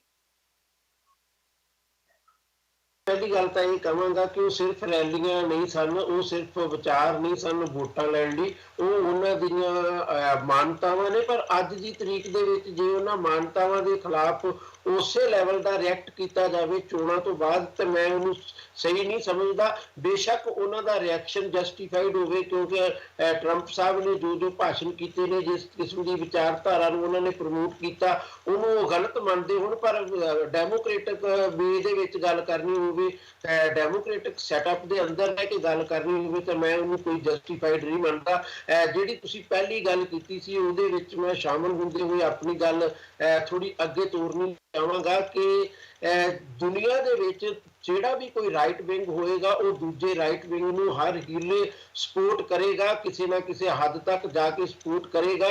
ਜਿਵੇਂ ਦੁਨੀਆ ਦਾ ਹਰ ਲੈਫਟ ਦੂਜੀ ਦੁਨੀਆ ਦੇ ਲੈਫਟ ਦੀ ਸਪੋਰਟ ਕਰਦਾ, ਇਹ ਲੈਫਟ ਤੇ ਰਾਈਟ ਇੱਕ ਦੂਜੇ ਦੇ ਵਿਰੋਧ ਦੇ ਵਿੱਚ ਵੀ ਰਹਿਣਗੇ, ਤੇ ਰਾਈਟ ਇੱਕ ਦੂਜੇ ਨੂੰ ਸਪੋਰਟ ਵੀ ਕਰਨਗੇ, ਜਿਵੇਂ ਲੈਫਟ ਇੱਕ ਦੂਜੇ ਨੂੰ ਸਪੋਰਟ ਕਰਦੇ ਨੇ। ਪਰ ਸਮਝਣ ਦੀ ਗੱਲ ਇਹ ਹੈਗੀ ਕਿ ਜਦੋਂ ਇੱਕ ਰਾਈਟ ਵਿੰਗ ਦੂਜੇ ਰਾਈਟ ਵਿੰਗ ਨੂੰ ਸਪੋਰਟ ਕਰਦਾ, ਉਹਦੀ ਸਪੋਰਟ ਦਾ ਆਧਾਰ ਕੀ ਹੈ। ਜਦੋਂ ਭਾਰਤ ਦੇ ਵਿੱਚ ਐਂਟੀ ਮੁਸਲਿਮ ਰਾਈਟ ਵਿੰਗ ਤੇ ਹਿੰਦੂ ਕੱਟੜਤਾ ਉੱਤੇ ਆਧਾਰਿਤ ਹਿੰਦੂਤਵਵਾਦੀ ਜਿਹੜਾ ਫਾਸਿਸਟ ਕਿਸਮ ਦਾ ਰਾਈਟ ਵਿੰਗ ਹੈ, ਜੇ ਉਹ ਟਰੰਪ ਸਾਹਿਬ ਨੂੰ ਸਪੋਰਟ ਕਰਦਾ, ਤਾਂ ਉਹਦੀ ਸਪੋਰਟ ਦੀ ਵਜ੍ਹਾ ਇੱਕੋ ਹੀ ਹੈ ਕਿ ਇਸਲਾਮਕ ਆਧਾਰ ਦੇ ਉੱਤੇ ਇਸਲਾਮ ਪੂਰੇ ਦੇ ਪੂਰੇ ਨੂੰ ਇੱਕ ਗਲਤ ਤਰੀਕੇ ਦੇ ਨਾਲ ਪੇਸ਼ ਕਰਨ ਦੇ ਆਧਾਰ ਦੇ ਉੱਤੇ ਉਹਨਾਂ ਦੋਨਾਂ ਦੀ ਇੱਕ ਬਹੁਤ ਵੱਡੀ ਸਾਂਝ ਬਣਦੀ ਹੈ, ਔਰ ਦੋਨਾਂ ਨੂੰ ਇਹ ਲੱਗਦਾ ਕਿ ਅਸੀਂ ਇਸਲਾਮ ਦੇ ਸਵਾਲ ਦੇ ਉੱਤੇ ਇੱਕ ਮਤ ਹੈ, ਉਹ ਇਸ ਬਣਾ ਦੇ ਉੱਤੇ ਉਹਨਾਂ ਦੀ ਸਪੋਰਟ ਕਰਦਾ ਵਾ। ਹਾਲਾਂਕਿ ਦੁਨੀਆ ਦੇ ਵਿੱਚ ਕਦੇ ਵੀ ਐਦਾਂ ਨਹੀਂ ਵਾਪਰਦਾ ਕਿ ਇੱਥੋਂ ਦਾ ਰਾਈਟ ਵਿੰਗ ਕੀ ਸੋਚਦਾ, ਉਹਦੇ ਆਧਾਰ ਦੇ ਉੱਤੇ ਭਾਰਤ ਦੇ ਨਾਲ ਰਣਨੀਤਿਕ ਸਾਂਝ ਬਣੂਗੀ। ਏਦਾਂ ਕਦੇ ਵੀ ਦੁਨੀਆ ਦੀ ਵਿਦੇਸ਼ ਪਾਲਿਸੀ ਤੈਅ ਨਹੀਂ ਹੁੰਦੀ। ਭਾਰਤ ਦੀ ਕਦੇ ਹੋ ਜਾਂਦੀ ਹੈ, ਕਿਉਂਕਿ ਭਾਰਤ ਦੇ ਵਿੱਚ ਬਹੁਤ ਵਾਰ ਗੜਬੜਾਂ ਹੁੰਦੀਆਂ ਨੇ, ਜਿਵੇਂ ਹੁਣ ਮੋਦੀ ਸਾਹਿਬ ਦੇ ਵੇਲੇ ਹੋਈਆਂ, ਸਰਜੀਕਲ ਸਟ੍ਰਾਈਕ ਵੇਲੇ ਵੀ, ਹੋਰ ਵੀ ਕਈ ਮੁੱਦਿਆਂ ਦੇ ਉੱਤੇ ਤੁਸੀਂ ਆਪਣੀ ਵਿਦੇਸ਼ ਪਾਲਿਸੀ ਨੂੰ ਵੀ ਨੰਗਾ ਕਰ ਲੈਂਦੇ ਹੋ। ਹਰ ਦੇਸ਼ ਏਦਾਂ ਨਹੀਂ ਕਰਦਾ। ਦੁਨੀਆ ਦੇ ਵਿੱਚ ਅਸੀਂ ਵੇਖਦੇ ਹਾਂ ਕਿ ਨਹਿਰੂ ਸਾਹਿਬ ਕਿਸੇ ਦੌਰ ਦੇ ਵਿੱਚ ਆਪਣੇ ਆਪ ਨੂੰ ਸਮਾਜਵਾਦੀ ਸ਼ੁਰੂ ਕਰਦੇ ਸਨ, ਇਹਦੇ ਬਾਵਜੂਦ ਚਾਈਨਾ ਦੀ ਉਹਨਾਂ ਦੇ ਨਾਲ ਹਮੇਸ਼ਾ ਟਕਰਾ ਰਿਹਾ। ਇਹਦੇ ਉਲਟ ਜਿਹੜਾ ਇਸਲਾਮ ਦੇ ਆਧਾਰ ਤੇ ਬਣਿਆ ਹੋਇਆ ਪਾਕਿਸਤਾਨ ਆ, ਚਾਈਨਾ ਦੀ ਉਹਦੇ ਨਾਲ ਸਾਂਝ ਰਹੀ। ਇਹਦਾ ਮਤਲਬ ਹੈ ਵਿਦੇਸ਼ ਪਾਲਿਸੀ ਵੀ ਹੋਰ ਵੀ ਬੜਾ ਕੁਝ ਤੈਅ ਹੋਣ ਵਾਲਾ ਹੁੰਦਾ। ਇੱਕ ਗੱਲ ਮੈਂ ਜਿਹੜੀ ਹੋਰ ਇੱਥੇ ਜ਼ੋਰ ਦੇਣੀ ਚਾਹੁੰਦਾ, ਉਹ ਇਹ ਹੈ ਕਿ ਜਦੋਂ ਰਾਈਟ ਵਿੰਗ ਦੂਜੇ ਰਾਈਟ ਵਿੰਗ ਦੀ ਸਪੋਰਟ ਕਰਦਾ ਆਧਾਰ ਸਾਂਝੇ ਦੇ ਆਧਾਰ ਤੇ, ਤਾਂ ਉਦੋਂ ਉਹਦੇ ਅਰਥ ਹੋਰ ਹੁੰਦੇ ਨੇ, ਔਰ ਬਹੁਤ ਵਾਰ ਉਹ ਇੱਕ ਦੂਜੇ ਦਾ ਵਿਰੋਧ ਕਰਦਾ, ਪਰ ਇਹਦੇ ਬਾਵਜੂਦ ਉਹ ਇੱਕ ਦੂਜੇ ਦਾ ਪੂਰਕ ਹੁੰਦਾ। ਜੇ ਹਿੰਦੁਸਤਾਨ ਦੀ ਗੱਲ ਕਰੀਏ, ਤਾਂ ਜਦੋਂ right wing Hindu right wing ਇਸਲਾਮ ਦੇ ਵਿਰੁੱਧ ਗੱਲ ਕਰਦਾ, ਤਾਂ ਉਹਦੇ ਉਲਟ ਕਸ਼ਮੀਰ ਜਾਂ ਹਿੰਦੁਸਤਾਨ ਦੇ ਹੋਰਨਾਂ ਹਿੱਸਿਆਂ ਦੇ ਵਿੱਚ ਜਦੋਂ ਮੁਸਲਿਮ ਰਾਈਟ ਵਿੰਗ ਉਹਦਾ ਵਿਰੋਧ ਕਰਦਾ ਵਾ, ਤਾਂ ਉਹ ਇੱਕ ਦੂਜੇ ਦੇ ਪੂਰਕ ਹੋ ਜਾਂਦੇ ਨੇ, ਕਿਉਂਕਿ ਉਹਨਾਂ ਦੋਨਾਂ ਨੇ ਇੱਕ ਦੂਜੇ ਦੀ ਸ਼ਕਤੀ ਵਧਾਉਣ ਦੇ ਵਿੱਚ ਰੋਲ ਪਲੇ ਕਰਨਾ ਹੁੰਦਾ। ਜੇ ਪੰਜਾਬ ਦੇ ਬੀਤੇ ਹੋਏ ਹਾਲਾਤ ਦੀ ਗੱਲ ਕਰੀਏ, ਤੇ ਜਿਹੜਾ ਸਿੱਖ ਭਾਈਚਾਰੇ ਦਾ ਰਾਈਟ ਵਿੰਗ ਸੀ, ਉਹ ਜਦੋਂ ਭਾਰਤੀ ਪੱਧਰ ਦੇ ਉੱਤੇ ਲੜਾਈ ਲੜਦੇ ਹੋਏ, ਭਾਰਤ ਦੀ ਸਰਕਾਰ ਦੇ ਵਿਰੁੱਧ ਲੜਦੇ ਹੋਏ, ਬ੍ਰਾਹਮਣਵਾਦੀ ਇੰਦਰਾ ਨੂੰ ਕਹਿ ਕੇ ਜਾਂ ਇਵਨ ਬਾਹਮਣੀ ਸ਼ਬਦ ਤੱਕ ਵਰਤ ਕੇ ਜਦੋਂ ਉਹਦਾ ਵਿਰੋਧ ਕਰਦੇ ਸੀ, ਤਾਂ ਉਹ ਇੱਕ ਹਿੰਦੂ ਰਾਈਟ ਵਿੰਗ ਨੂੰ ਵਧਾਉਣ ਦੇ ਵਿੱਚ ਆਪਣੇ ਤਰੀਕੇ ਦੇ ਨਾਲ ਰੋਲ ਪਲੇ ਕਰ ਰਹੇ ਸੀ। ਰਾਈਟ ਵਿੰਗ ਹਮੇਸ਼ਾ ਰਾਈਟ ਵਿੰਗ ਨੂੰ ਸਪੋਰਟ ਕਰੇਗਾ, ਚਾਹੇ ਉਹ ਸਾਂਝੇ ਮੁੱਦਿਆਂ ਦੇ ਉੱਤੇ ਸਪੋਰਟ ਕਰੇ, ਤੇ ਚਾਹੇ ਉਹ ਇੱਕ ਦੂਜੇ ਦਾ ਵਿਰੋਧ ਕਰਕੇ ਇੱਕ ਦੂਜੇ ਦਾ ਪੂਰਕ ਬਣ ਜੇ। ਔਰ ਮੈਂ ਸਮਝਦਾ ਇਹ ਪ੍ਰਵਿਰਤੀ ਜਿੰਨੀ ਦੇਰ ਤੱਕ ਵੀ ਚੱਲੇਗੀ, ਔਰ ਜਿਨ੍ਹਾਂ ਦੇਸ਼ਾਂ ਦੇ ਵਿੱਚ ਵੀ ਚੱਲੇਗੀ, ਉਹ ਦੇਸ਼ ਜਿੰਨਾ ਮਰਜ਼ੀ ਵਿਕਾਸ ਕਰ ਲੈਣ, ਉਹਨਾਂ ਦਾ ਜ਼ਿਹਨੀ ਵਿਕਾਸ ਜ਼ਰੂਰ ਰੁਕਿਆ ਰਹੇਗਾ। ਆਰਥਿਕ ਵਿਕਾਸ ਨੇ ਜਿਵੇਂ ਅਮਰੀਕਾ ਦੇ ਜ਼ਿਹਨੀ ਵਿਕਾਸ ਨੂੰ ਡੱਕਾ ਲਾ ਦਿੱਤਾ, ਹਿੰਦੁਸਤਾਨ 'ਚ ਤੇ ਹਾਲੇ ਜ਼ਿਹਨੀ ਵਿਕਾਸ ਤੇ ਦੂਸਰਾ ਆਰਥਿਕ ਵਿਕਾਸ ਵੀ ਬਹੁਤ ਉਰਲੇ ਪੜਾਅ ਦੇ ਉੱਤੇ ਖੜਾ। ਔਰ ਹਿੰਦੁਸਤਾਨ ਦੇ ਵਿੱਚ ਜੇ ਟਰੰਪ ਨੂੰ ਸਪੋਰਟ ਮਿਲਦੀ, ਮੈਨੂੰ ਇਹਦੇ 'ਚ ਕੋਈ ਹੈਰਾਨੀ ਵਾਲੀ ਗੱਲ ਨਹੀਂ ਨਜ਼ਰ ਆਉਂਦੀ। मैंने कॉलर जुड़ चुके ने। सत श्री अकाल जी, लास्ट 4 नंबर ने 6855। ਹਾਂਜੀ ਹਰਪ੍ਰੀਤ सत श्री अकाल सर। ਇਹ ਤੁਹਾਨੂੰ ਪਤਾ ਵੀ ਇੰਡੀਆ ਪੈਦਾ ਹੋਇਆ ਜਦੋਂ ਇੰਡੀਆ ਪਾਕਿਸਤਾਨ ਇਕੱਠਾ ਸੀਗਾ। ਇਹਦਾ ਜਨਮ ਇੰਡੀਆ ਪਾਕਿਸਤਾਨ ਦੇ ਹਿੱਸੇ ਵਿੱਚ ਆਇਆ ਹੈ। ਇਹਨੂੰ ਅਡਾਪਟ ਕਰਿਆ ਸੀ ਇੰਗਲੈਂਡ 'ਚ।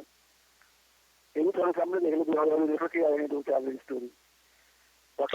ਇੱਥੇ ਲੋਕ ਤਾਂ ਬਹੁਤ ਵਿਰੁੱਧ ਹੋਏ ਹੋਏ ਆ ਸਾਡੇ ਤਾਂ ਕਾਲੇ ਜਿੰਨੇ ਹੈਗੇ ਸਪੈਨਿਸ਼, ਕਿਉਂਕਿ ਉਹ ਡਰਦੇ ਆ ਸਾਡੇ ਬੈਨੀਫਿਟ ਚਲੇ ਜਾਣੇ ਆ। ਥੋੜਾ ਜਿਹਾ ਹਿੰਦੂਆ ਕੰਟਰੀ ਲੋਕਾਂ ਦੇ ਪ੍ਰੋਟੈਸਟ ਆਏ ਤਾਂ ਹੀ ਉਹ ਕੈਲੀਫੋਰਨੀਆ ਸੈਂਟਾ ਕਰੂ ਹੋ ਰਿਹਾ, ਕਿਉਂਕਿ ਉਹਨਾਂ ਦੇ ਜਿਹੜੇ ਬੈਨੀਫਿਟ ਉਹ ਖੋਹ ਜਾਣੇ। ਤੁਹਾਡਾ ਇਹ ਕਹਿਣਾ ਸਰ ਕਿ ਤੁਸੀਂ ਇਹ ਕਹਿ ਰਹੇ ਹੋ ਕਿ ਬੈਨੀਫਿਟ ਜੋ ਲੋਕਾਂ ਨੂੰ ਡਰ ਰਿਹਾ ਕਿਤੇ ਸਾਡੇ ਬੈਨੀਫਿਟ ਖੋਈ ਜਾਣੇ ਆ, ਉਹਦੇ ਕਾਰਨ ਲੋਕ ਰੋਡ ਤੇ ਪ੍ਰੋਟੈਸਟ ਕਰਨ ਆ ਰਹੇ ਨੇ।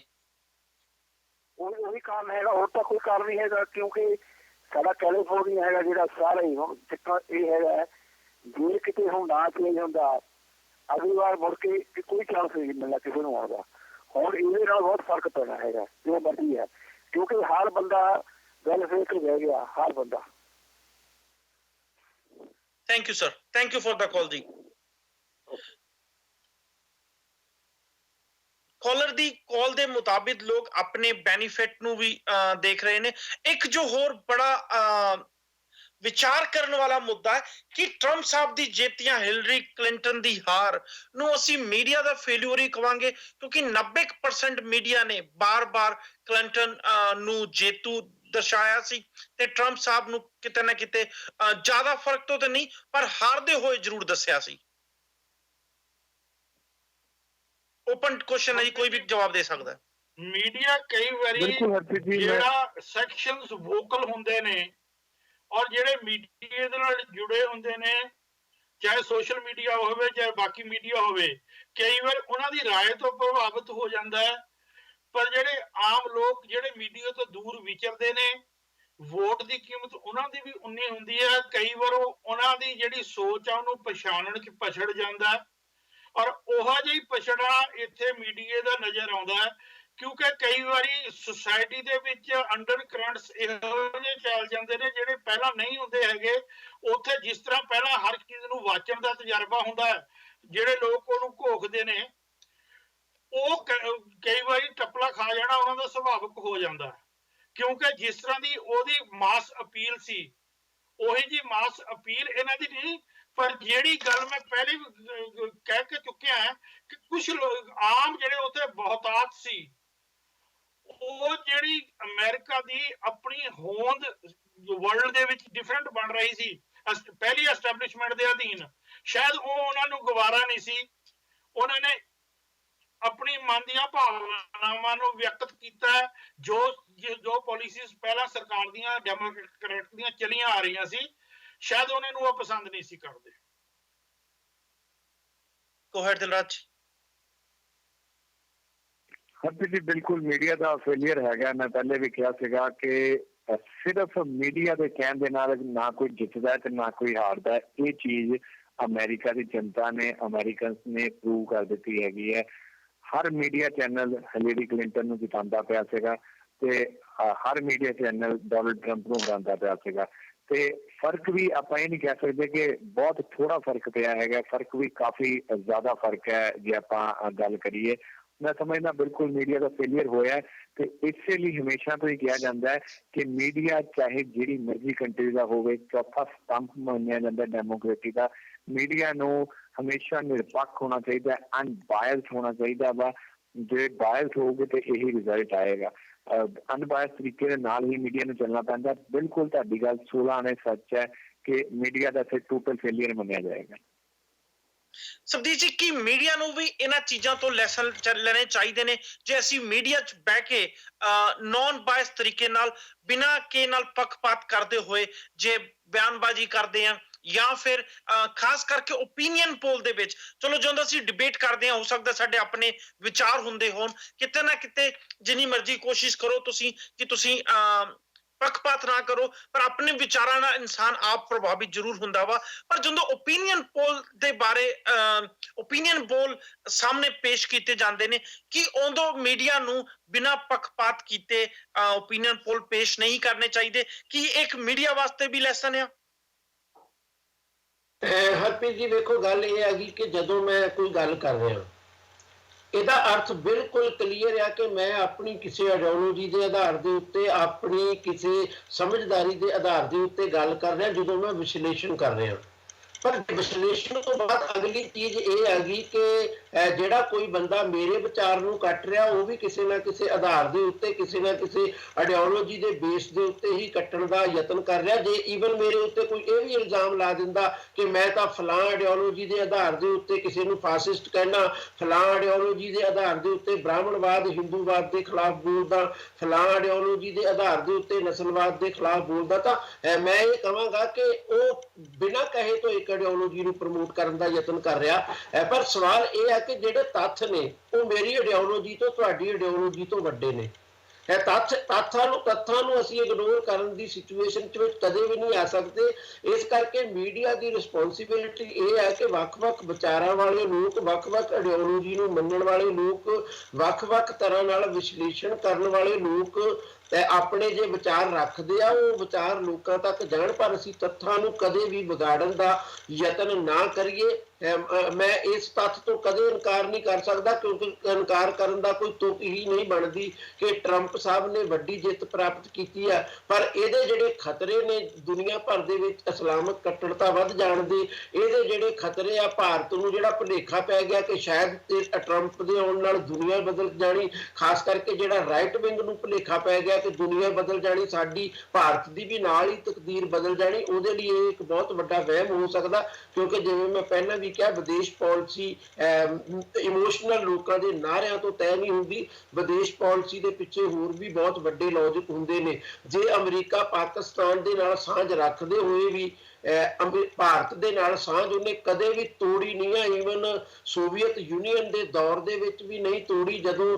ਭਾਰਤ ਦਾ ਝੁਕਾਅ ਕਾਫੀ ਹੱਦ ਤੱਕ ਸੋਵੀਅਤ ਸਮਾਜਵਾਦੀ ਮੁਲਕ ਦੇ ਵੱਲ ਬਣਿਆ ਹੋਇਆ ਸੀ ਜੇ ਉਦੋਂ ਵੀ ਉਹਨਾਂ ਨੇ ਨਹੀਂ ਸਾਂਝ ਤੋੜੀ ਤਾਂ ਇਹਦਾ ਮਤਲਬ ਹੈ ਕਿ ਵਿਦੇਸ਼ ਪਾਲਿਸੀ ਲਈ ਬੜਾ ਕੁਝ ਇੰਤਜ਼ਾਰ ਵੀ ਕਰਨਾ ਪੈਂਦਾ ਬੜਾ ਕੁਝ ਰੀਡਿਜ਼ਾਈਨ ਵੀ ਕਰਨਾ ਪੈਂਦਾ ਔਰ ਕਈ ਵਾਰੀ ਜੋ ਆਲਰੇਡੀ ਹੋ ਚੁੱਕਾ ਹੁੰਦਾ ਉਹਨੂੰ ਉਲੰਘਣਾ ਵੀ ਬਹੁਤ ਔਖਾ ਹੁੰਦਾ ਮੈਨੂੰ ਨਹੀਂ ਲੱਗਦਾ ਕਿ ਟਰੰਪ ਸਾਹਿਬ ਭਾਰਤ ਦੇ ਪ੍ਰਸੰਗ ਦੇ ਵਿੱਚ ਪਹਿਲਾਂ ਬਣੀ ਹੋਈ ਪਾਲਿਸੀ ਨੂੰ ਜਿਹੜੀ ਤੁਰੀ ਆਉਂਦੀ ਆ ਓਬਾਮਾ ਤੱਕ ਪਹੁੰਚੀ ਤੇ ਓਬਾਮਾ ਤੋਂ ਅਗਲੇ ਪੜਾਅ ਦੇ ਉੱਤੇ ਇੱਕਦਮ ਕੋਈ 100% ਦੀ ਮੋੜਾ ਕੱਟ ਜਾਵੇਗੀ ਏਦਾਂ ਦੀ ਕੋਈ ਗੱਲ ਨਹੀਂ ਔਰ ਮੈਂ ਇਹ ਸਮਝਦਾ ਕਿ ਮੀਡੀਆ ਨੂੰ ਵੀ ਇਹਨਾਂ ਸਾਰੀਆਂ ਚੀਜ਼ਾਂ ਨੂੰ ਧਿਆਨ 'ਚ ਰੱਖ ਕੇ ਗੱਲ ਕਰਨੀ ਚਾਹੀਦੀ ਮੀਡੀਆ ਨੂੰ ਜਦੋਂ ਅਸੀਂ ਚੌਥਾ ਸਤੰਭ ਕਹਿੰਦੇ ਆ ਇਹ ਗੱਲ ਇਮੋਸ਼ਨਲੀ ਉੱਤੇ ਬਹੁਤ ਸਹੀ ਲੱਗਦੀ ਆ ਪਰ ਮੇਰੇ ਮੁਤਾਬਿਕ ਮੀਡੀਆ ਕਦੇ ਵੀ ਚੌਥਾ ਸਤੰਭ ਨਹੀਂ ਹੋ ਸਕਦਾ ਮੀਡੀਆ ਸਭ ਨੂੰ ਸਪੇਸ ਦੇਣ ਵਾਲਾ ਹੋ ਸਕਦਾ ਮੀਡੀਆ ਕਿਸੇ ਦੀ ਸਪੇਸ ਖੋਣ ਵਾਲਾ ਹੋ ਸਕਦਾ ਪਰ ਮੀਡੀਆ ਚੌਥਾ ਸਤੰਭ ਕੋਈ ਨਹੀਂ ਹੁੰਦਾ ਕਿਉਂਕਿ ਮੀਡੀਆ ਕਿਸੇ ਨਾ ਕਿਸੇ ਸ਼ਕਲ ਦੇ ਵਿੱਚ ਬਾਕੀ ਦੇ ਤਿੰਨ ਸਤੰਭਾਂ ਨੂੰ ਤਕੜੇ ਕਰਨ ਦੇ ਵਿੱਚ ਰੋਲ ਪਲੇ ਕਰਦਾ ਜਾਂ ਫਿਰ ਉਹਨਾਂ ਨੂੰ ਕਮਜ਼ੋਰ ਕਰਨ ਦੇ ਵਿੱਚ ਰੋਲ ਪਲੇ ਕਰਦਾ ਇਸ ਕਰਕੇ ਉਹ ਚੌਥਾ ਸਤੰਭ ਕੋਈ ਨਹੀਂ ਹੁੰਦਾ ਜਿਹੜਾ ਮੀਡੀਆ ਚਾਹੁੰਦਾ ਵਾ ਕਿ ਦੁਨੀਆ ਦੇ ਵਿੱਚ ਤਿੱਖੀ ਤਬਦੀਲੀ ਵਾਪਰੇ ਉਹ ਪਹਿਲੇ ਤਿੰਨ ਜਿਹੜੇ ਸਤੰਭ ਨੇ ਉਹਨਾਂ ਉੱਤੇ ਵੀ ਅਟੈਕ ਕਰਦਾ ਜਿਹੜਾ ਮੀਡੀਆ ਚਾਹੁੰਦਾ ਕਿ ਉਹਨਾਂ ਸਤੰਭਾਂ ਨੂੰ ਮਜ਼ਬੂਤ ਕਰਨਾ ਉਹ ਉਹਨਾਂ ਦੀ ਮਜ਼ਬੂਤੀ ਲਈ ਕੰਮ ਕਰਦਾ ਐਦਾਂ ਦੀ ਗੱਲ ਨਹੀਂ ਕਿ ਆਪਣੇ ਆਪ ਦੇ ਵਿੱਚ ਕੋਈ ਬੜੇ ਹੋਏ ਸਿਸਟਮ ਦਾ ਚੌਥਾ ਸਤੰਭ ਆ ਮੈਂ ਇਹਨੂੰ ਉਹੀ ਕਹਾਂਗਾ ਦੁਬਾਰਾ ਕਿ ਇਹ ਸਪੇਸ ਖੋ ਸਕਦਾ ਕਿਸੇ ਦੀ ਸਪੇਸ ਸਭ ਲੋਕਾਂ ਨੂੰ ਦੇ ਸਕਦਾ ਚੌਥੇ ਸਤੰਭ ਵਾਲੀ ਗੱਲ ਐਵੇਂ ਇਮੋਸ਼ਨਲੀ ਇੱਕ ਤਰ੍ਹਾਂ ਨਾਲ ਦੁਨੀਆ 'ਚ ਘੁੰਮ ਗਈ ਆ ਤੇ ਅਸੀਂ ਅੰਨ੍ਹੇਵਾਹ ਉਹਦੀ ਪੈਰਵਾਈ ਕਰੀ ਜਾਂਦੇ ਆ ਐਂਟੀ ਇਨਕੰਬੈਂਸੀ ਫੈਕਟਰ ਦੀ ਜੇ ਗੱਲ ਕਰੀਏ ਅਮਰੀਕਾ ਦੇ 80 ਸਾਲ ਦੀ ਹਿਸਟਰੀ ਵਿੱਚ ਤਿੰਨ ਟਰਮਾਂ ਲਗਾਤਾਰ ਅਜੇ ਤੱਕ ਸ਼ਾਇਦ ਰਿਪੀਟ ਨਹੀਂ ਹੋਈ ਆ ਕਿ ਐਂਟੀ ਇਨਕੰਬੈਂਸੀ ਫੈਕਟਰ ਵੀ ਹਿਲਰੀ ਕਲਿੰਟਨ ਦੀ ਹਾਰ ਦਾ ਇੱਕ ਕਾਰਨ ਸੀ ਬਿਲਕੁਲ ਹਰਪ੍ਰੀਤ ਜੀ ਮੈਂ ਤਾਂ ਪਹਿਲਾਂ ਹੀ ਕਹਿ ਚੁੱਕਿਆ ਕਿ ਜਿਹੜੀਆਂ ਪਾਲਿਸੀਜ਼ ਨੂੰ ਸ਼ਾਇਦ ਪਸੰਦ ਕਰਨੋਂ ਹਟ ਗਏ ਸੀ ਲੋਕ ਮੈਡਮ ਕਲਿੰਟਨ ਦੀ ਜਿੱਤ ਦੇ ਵਿੱਚ ਉਹਨਾਂ ਦੀ ਕੰਟੀਨਿਊਟੀ ਨਜ਼ਰ ਆਈ ਤੇ ਉਹਨਾਂ ਪਾਲਿਸੀਜ਼ ਨੂੰ ਕੁਝ ਬਦਲਣ ਵਾਸਤੇ ਉਹਨਾਂ ਨੂੰ ਵੱਖਰੇ ਇਨਕੰਬੈਂਟ ਦੀ ਲੋੜ ਹੋ ਸਕਦੀ ਸੀ ਸੋ ਉਹਨਾਂ ਨੂੰ ਬੈਟਰ ਬਦਲ ਜਿਹੜਾ ਹੈਗਾ ਉਹ ਟਰੰਪ ਸਾਹਿਬ ਦੇ ਵਿੱਚ ਨਜ਼ਰ ਆਇਆ ਸ਼ਾਇਦ ਪਰਸਨਲ ਤੌਰ ਤੇ ਕਲਿੰਟਨ ਜਿਹੜੀ ਹੈਗੇ ਨੇ ਉਹਨਾਂ ਦਾ ਕਿੰਨਾ ਕੁ ਪ੍ਰਭਾਵ ਹੈ ਪਰ ਜਿਹੜੀਆਂ ਪਾਲਿਸੀਜ਼ ਸੀ ਉਹਦੇ ਵਿੱਚ ਚੇਂਜ ਲੋਕ ਭਾਪਦੇ ਨੇ ਉਹਦਾ ਵੱਡਾ ਰੋਲ ਹੋ ਸਕਦਾ ਜਿਵੇਂ ਤੁਸੀਂ ਇਹਨੂੰ ਇਨਕੰਬੈਂਸੀ ਕਹਿ ਰਹੇ ਹੋ ਇਹ ਵੱਡਾ ਕਾਰਨ ਹੋ ਸਕਦਾ ਇਹਨੂੰ ਨਕਾਰਿਆ ਨਹੀਂ ਜਾ ਸਕਦਾ ਦਿਲਰਾਜ ਸਿੰਘ ਜੀ ਜਾਂ ਸਬਦੀਪ ਜੀ ਇੱਥੇ ਕਮੈਂਟ ਕਰਨਾ ਚਾਹੋ। ਬਿਲਕੁਲ ਹਰਪ੍ਰੀਤ ਜੀ, ਕਿਤੇ ਨਾ ਕਿਤੇ ਐਂਟੀ ਇਨਕੰਬੈਂਸੀ ਵੀ ਮਾਇਨੇ ਰੱਖਦੀ ਸੀਗੀ। 8-9 ਸਾਲ 8 ਸਾਲ ਆਲਮੋਸਟ ਹੋ ਗਏ ਸੀਗੇ ਬਰਾਕ ਓਬਾਮਾ ਸਾਹਿਬ ਨੂੰ। ਲੋਕੀ ਚੇਂਜ ਚਾਹੁੰਦੇ ਹੈਗੇ ਆ, ਉਹ ਵੀ ਕਿਤੇ ਨਾ ਕਿਤੇ ਇਫੈਕਟ ਡੈਫੀਨੇਟਲੀ ਹਿਲੇਰੀ ਕਲਿੰਟਨ ਨੂੰ ਦਾ ਹੋਇਆ। ਪਰ ਤਾਂ ਵੀ ਕਾਫੀ ਲੋਕਾਂ ਨੂੰ, ਈਵਨ ਇੰਡੀਆ ਦੇ ਵਿੱਚ ਵੀ ਕਾਫੀ ਲੋਕਾਂ ਨੂੰ ਲੱਗਦਾ ਪਿਆ ਸੀਗਾ ਕਿ ਸ਼ਾਇਦ ਹਿਲੇਰੀ ਕਲਿੰਟਨ ਉਹ ਫੈਕਟਰ ਤੋਂ ਵੀ ਬਾਹਰ ਆ ਜਾਵੇ, ਹਿਲੇਰੀ ਕਲਿੰਟਨ ਇੱਕ ਵੱਡੀ ਜਿੱਤ ਕਰੇ। ਉਹ ਨਹੀਂ ਹੋ ਪਾਇਆ। ਉਹਦੀ ਸਮੀਖਿਆ ਡੈਫੀਨੇਟਲੀ ਹਿਲੇਰੀ ਕਲਿੰਟਨ ਐਂਡ ਉਹਨਾਂ ਦੀ ਪਾਰਟੀ ਕਰੇਗੀ। ਪਰ ਬਿਲਕੁਲ ਮੈਂ ਐਗਰੀ ਹਾਂ ਇਸ ਗੱਲ ਤੋਂ ਕਿ ਕਿਤੇ ਨਾ ਕਿਤੇ ਐਂਟੀ ਇਨਕੰਬੈਂਸੀ ਵਾਲਾ ਫੈਕਟਰ ਵੀ ਜ਼ਰੂਰ ਉੱਥੇ ਦਿਖਿਆ। ਇੱਕ ਅਖੀਰ ਚ ਇੱਕ ਮੁੱਦਾ ਜ਼ਰੂਰ ਮੈਂ ਡਿਸਕਸ ਕਰਨਾ ਚਾਹੂੰਗਾ। ਸੋਸ਼ਲ ਮੀਡੀਆ ਦਾ ਯੁੱਗ ਹੈ, ਸੋਸ਼ਲ ਮੀਡੀਆ ਦਾ ਜ਼ਮਾਨਾ ਵਾ। ਸ਼ਾਇਦ ਜਦੋਂ ਪਿਛਲੀਆਂ ਇਲੈਕਸ਼ਨ ਹੋਏ ਸੋਸ਼ਲ ਮੀਡੀਆ ਤੇ ਇੰਨੇ ਯੂਜ਼ਰ ਨਹੀਂ ਹੋਣਗੇ। ਮੈਂ ਓਬਾਮਾ ਸਾਹਿਬ ਦੀ ਪਹਿਲੀ ਇਲੈਕਸ਼ਨ ਦੀ ਗੱਲ ਕਰ ਰਿਹਾ। ਸੈਕਿੰਡ ਇਲੈਕਸ਼ਨ ਟਾਈਮ ਤੇ ਕਿਉਂਕਿ ਤੁਸੀਂ ਆਪਣੀ ਇੱਕ ਲੈਗੇਸੀ ਕੈਰੀ ਕਰਦੇ ਜੋ, ਜੇ ਵਧੀਆ ਕੰਮ ਕਰਦੇ ਹੋ ਤੇ ਕਿ ਹੋਰ ਨੂੰ ਤੁਹਾਨੂੰ ਬੀਟ ਕਰਨਾ ਕਾਫੀ ਮੁਸ਼ਕਿਲ ਹੋ ਸਕਦਾ ਵਾ। ਸੋਸ਼ਲ ਮੀਡੀਆ ਦੇ ਜ਼ਮਾਨੇ ਵਿੱਚ ਇੱਕ ਖਾਸ ਕਰਕੇ ਚੀਜ਼ ਵੇਖਣ ਨੂੰ ਮਿਲੀ ਆ ਕਿ ਜੇ ਤੁਸੀਂ ਨੈਗੇਟਿਵ ਗੱਲਾਂ ਕਰਦੇ ਜੋ ਤੁਹਾਨੂੰ ਜ਼ਿਆਦਾ ਫਾਲੋਅਰਸ ਮਿਲਦੇ ਨੇ, ਇੰਸਟੈਡ ਆਫ ਜੇ ਤੁਸੀਂ ਵਧੀਆ ਗੱਲਾਂ ਕਰਦੇ ਜੋ ਕੁਝ ਉਦਾਂ ਦੀ ਹੀ ਰਾਜਨੀਤੀ ਜਾਂ ਉਦਾਂ ਦੀ ਸਟ੍ਰੈਟਜੀ ਟਰੰਪ ਸਾਹਿਬ ਨੇ ਵੀ ਆਪਣੀ ਕੈਂਪੇਨ ਵਿੱਚ ਵਿਖਾਈ। ਸਬਦੀਪ ਜੀ, ਕਿ ਤੁਸੀਂ ਵੀ ਮੇਰੀ ਗੱਲ ਨਾਲ ਐਗਰੀ ਜੋ? ਹਰਪ੍ਰੀਤ ਜੀ, ਮੈਂ ਪਹਿਲੀ ਗੱਲ ਨੂੰ ਇਹਦੇ ਨਾਲ ਜੋੜ ਕੇ ਹੀ ਪੇਸ਼ ਕਰਾਂਗਾ ਜਿਹੜਾ ਤੁਹਾਡਾ ਪਹਿਲਾ ਸਵਾਲ ਸੀ।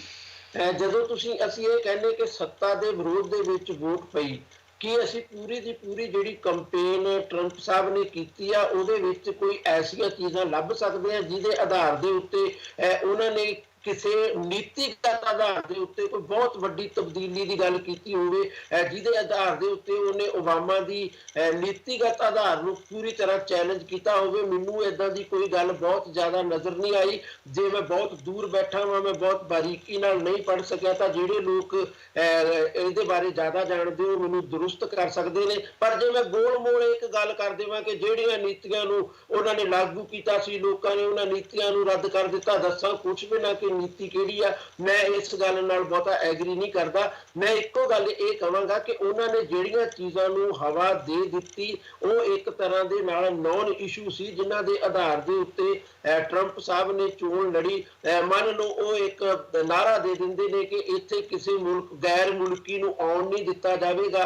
ਕਿ ਅਮਰੀਕਾ ਦੇ ਵਿੱਚ ਏਦਾਂ ਦੀ ਕੋਈ ਸੱਚਮੁੱਚ ਪਾਲਿਸੀ ਕ੍ਰੀਏਟ ਕੀਤੀ ਜਾ ਸਕਦੀ ਹੈ ਜਿਹਦੇ ਵਿੱਚ ਗੈਰ ਮੁਲਕੀ ਜਿਹੜਾ ਵਾ ਉਹ ਅਮਰੀਕਾ ਦੇ ਵਿੱਚ ਆ ਨਾ ਸਕੇ, ਜਾਂ ਕੀ ਅਮਰੀਕਾ ਦੇ ਕੋਲੇ ਐਦਾਂ ਦੀ ਪੋਜੀਸ਼ਨ ਹੈ ਕਿ ਉਹਨੂੰ ਗੈਰ ਮੁਲਕੀ ਕਾਮਿਆਂ ਦੀ ਬਿਲਕੁਲ ਜ਼ਰੂਰਤ ਖਤਮ ਹੋ ਚੁੱਕੀ ਹੈ? ਉਹ ਇਸ ਗੱਲ ਦੀ ਚਰਚਾ ਤਾਂ ਕਰ ਸਕਦੇ ਆ ਕਿ ਅਸੀਂ ਇਸਲਾਮ ਦੇ ਵਿਰੁੱਧ, ਪਰ ਕੀ ਐਦਾਂ ਦੀ ਅਮਰੀਕਾ ਕੋਈ ਨੀਤੀ ਬਣਾ ਸਕਦਾ ਵਾ ਜਿਹਦੇ ਆਧਾਰ ਦੇ ਉੱਤੇ ਅਮਰੀਕਾ ਦੇ ਵਿੱਚ ਬੈਠੇ ਸਾਰੇ ਦੇ ਸਾਰੇ ਮੁਸਲਮਾਨਾਂ ਨੂੰ ਬਾਹਰ ਕਰ ਦਿੱਤਾ ਜਾਵੇ? ਕੀ ਕੋਈ ਐਦਾਂ ਦੀ ਗੱਲ ਤਾਂ ਕਰ ਸਕਦਾ ਵਾ ਕਿ ਕਾਲੇ ਪ੍ਰੈਜ਼ੀਡੈਂਟ ਨੇ ਸਾਡੇ ਦੇਸ਼ ਦਾ ਬਹੁਤ ਵੱਡਾ ਨੁਕਸਾਨ ਕਰ ਦਿੱਤਾ? ਇਸ ਗੱਲ ਦਾ ਵੀ ਥੋੜਾ ਬਹੁਤਾ ਅਸਰ ਜ਼ਰੂਰ ਪਿਆ ਗੋਰਿਆਂ ਦੇ ਪੱਧਰ ਦੇ ਉੱਤੇ। ਪਰ ਕੀ ਅਮਰੀਕਾ ਇਹ ਗੱਲ ਅਫੋਰਡ ਕਰਦਾ ਕਿ ਉਹ ਅੱਜ ਦੀ ਤਰੀਕ ਦੇ ਵਿੱਚ ਕਾਲਿਆਂ ਦੇ ਵਿਰੁੱਧ ਕੋਈ ਐਸੀ ਨਸਲਵਾਦੀ ਨੀਤੀ ਅਪਣਾ ਸਕੇ ਜਿਹੜੀ ਨੀਤੀ ਸੱਚਮੁੱਚ ਪ੍ਰੈਕਟੀਕੇਬਲ ਹੋ ਸਕੇ? ਮੇਰਾ ਖਿਆਲ ਇਹਨਾਂ ਤੋਂ ਕੁਝ ਵੀ ਨਹੀਂ ਕਰ ਸਕਦਾ। ਤੇ ਇਹਦੇ ਬਾਵਜੂਦ ਜੇ ਲੋਕ ਵੋਟ ਪਾਉਂਦੇ ਨੇ ਤਾਂ ਇਹਦਾ ਮਤਲਬ ਹਰ ਵਾਰ ਵੋਟ ਨੀਤੀ ਤੇ ਨਹੀਂ ਪੈਂਦੀ, ਬਹੁਤ ਵਾਰ ਵੋਟ ਨੌਨ ਇਸ਼ੂ ਦੇ ਉੱਤੇ ਵੀ ਪੈਂਦੀ ਆ। ਔਰ ਹਿੰਦੁਸਤਾਨ ਦੇ ਲੋਕਾਂ ਨੂੰ ਤਾਂ ਇਹ ਗੱਲ ਸਮਝਣ ਦੀ ਬਹੁਤੀ ਜ਼ਰੂਰਤ ਵੀ ਨਹੀਂ ਹੈ। ਇੱਥੇ ਤਾਂ ਨੌਨ ਇਸ਼ੂ ਦੇ ਉੱਤੇ ਹਮੇਸ਼ਾ ਹੀ ਵੋਟ ਪੈਂਦੀ ਆ। ਇੰਦਰਾ ਗਾਂਧੀ ਦੇ ਕਤਲ ਤੋਂ ਬਾਅਦ ਰਾਜੀਵ ਗਾਂਧੀ ਜਿਹੜਾ ਇੱਕ ਰੁੱਖ ਡਿੱਗਣ ਨਾਲ ਧਰਤੀ ਹਿੱਲਣ ਵਰਗਾ ਬਿਆਨ ਦੇ ਸਕਦਾ ਸੀ, ਜਿਹਦੀ ਚੋਣ ਲੜਾਈ ਦੇ ਦਰਮਿਆਨ ਬੇਟੀ ਹੈ ਸਰਦਾਰ ਕੀ ਦੇਸ਼ ਕੀ ਗਦਾਰ ਕੀ ਵਰਗੇ ਨਾਅਰੇ ਲੱਗ ਸਕਦੇ ਸੀ, ਉਹ ਪੂਰੇ ਮੁਲਕ ਦੇ ਵਿੱਚ ਸਭ ਤੋਂ ਵੱਡੀ ਜਿੱਤ ਪ੍ਰਾਪਤ ਕਰ ਜਾਂਦਾ। ਕਿ ਉਸ ਜਿੱਤ ਨੂੰ ਅਸੀਂ ਸੱਚਮੁੱਚ ਇੱਕ ਨੀਤੀਗਤ ਆਧਾਰ ਦੇ ਉੱਤੇ ਪ੍ਰਾਪਤ ਕੀਤੀ ਜਿੱਤ ਕਵਾਂਗੇ? ਮੇਰਾ ਖਿਆਲ ਇਹ ਪਹਿਲੀ ਚੋਣ ਹੈ ਜਿਹਦੇ ਵਿੱਚ ਨੀਤੀਆਂ ਨੂੰ ਬਿਲਕੁਲ ਸੈਕੰਡਰੀ ਬਣਾ ਕੇ ਚੋਣ ਮੁਹਿੰਮ ਚਲਾਈ ਗਈ ਦੋਨਾਂ ਧਿਰਾਂ ਵੱਲੋਂ ਕਾਫੀ ਹੱਦ ਤੱਕ, ਕਿਉਂਕਿ ਟਰੰਪ ਦੇ ਉੱਤੇ ਬਹੁਤ ਵੱਡੇ ਬਲੇਮ ਲਾਏ ਗਏ ਮੀਡੀਆ ਵੱਲੋਂ ਵੀ, ਉਹਨਾਂ ਦੇ ਵਿਰੋਧੀਆਂ ਵੱਲੋਂ ਵੀ। ਉਹਨਾਂ ਨੇ ਬਦਲਵੇਂ ਰੂਪ ਦੇ ਵਿੱਚ ਬਹੁਤ ਵੱਡੇ ਬਲੇਮ ਲਾਏ ਹਿਲੇਰੀ ਕਲਿੰਟਨ ਤੇ, ਔਰ ਬਹੁਤ ਵੱਡੀ ਪੱਧਰ ਦੇ ਉੱਤੇ ਮੀਡੀਆ ਨੇ ਉਹਨਾਂ ਨੂੰ ਬਚਾਉਣ ਦੇ ਯਤਨ ਕੀਤੇ। ਇਹਦੇ ਬਾਵਜੂਦ ਜੇ ਉਹ ਹਾਰ ਗਏ ਨੇ ਤਾਂ ਇਹਦਾ ਸਿੱਧਾ ਸਿੱਧਾ ਅਰਥ ਹੈ ਕਿ ਨੀਤੀਆਂ ਬਹੁਤ ਸੈਕੰਡਰੀ ਹੋ ਗਈਆਂ ਸੀ ਇਸ ਚੋਣ ਦੇ ਵਿੱਚ।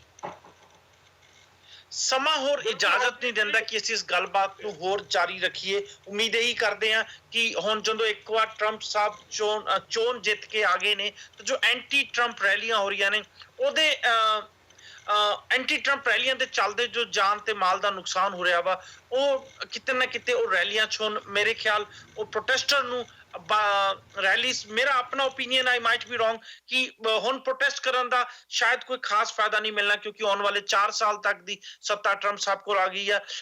ਸਾਨੂੰ ਸਾਰਿਆਂ ਨੂੰ ਸਾਰੇ ਅਮਰੀਕਨਸ ਨੂੰ ਹੀ ਮਿਲ ਕੇ ਕੋਸ਼ਿਸ਼ ਕਰਨੀ ਚਾਹੀਦੀ ਆ ਕਿ ਇੱਕ ਵਧੀਆ 4 ਸਾਲ ਦਾ ਪ੍ਰੈਸੀਡੈਂਸੀ ਰੂਲ ਟਰੰਪ ਸਾਹਿਬ ਅਤੇ ਉਹਨਾਂ ਦੀ ਟੀਮ ਦਵੇ ਤੇ ਹੋਪਫੁਲੀ ਸਾਰੇ ਅਮਰੀਕਨ ਦੀਆਂ ਉਮੀਦਾਂ ਤੇ ਖਰੇ ਉਤਰਨ।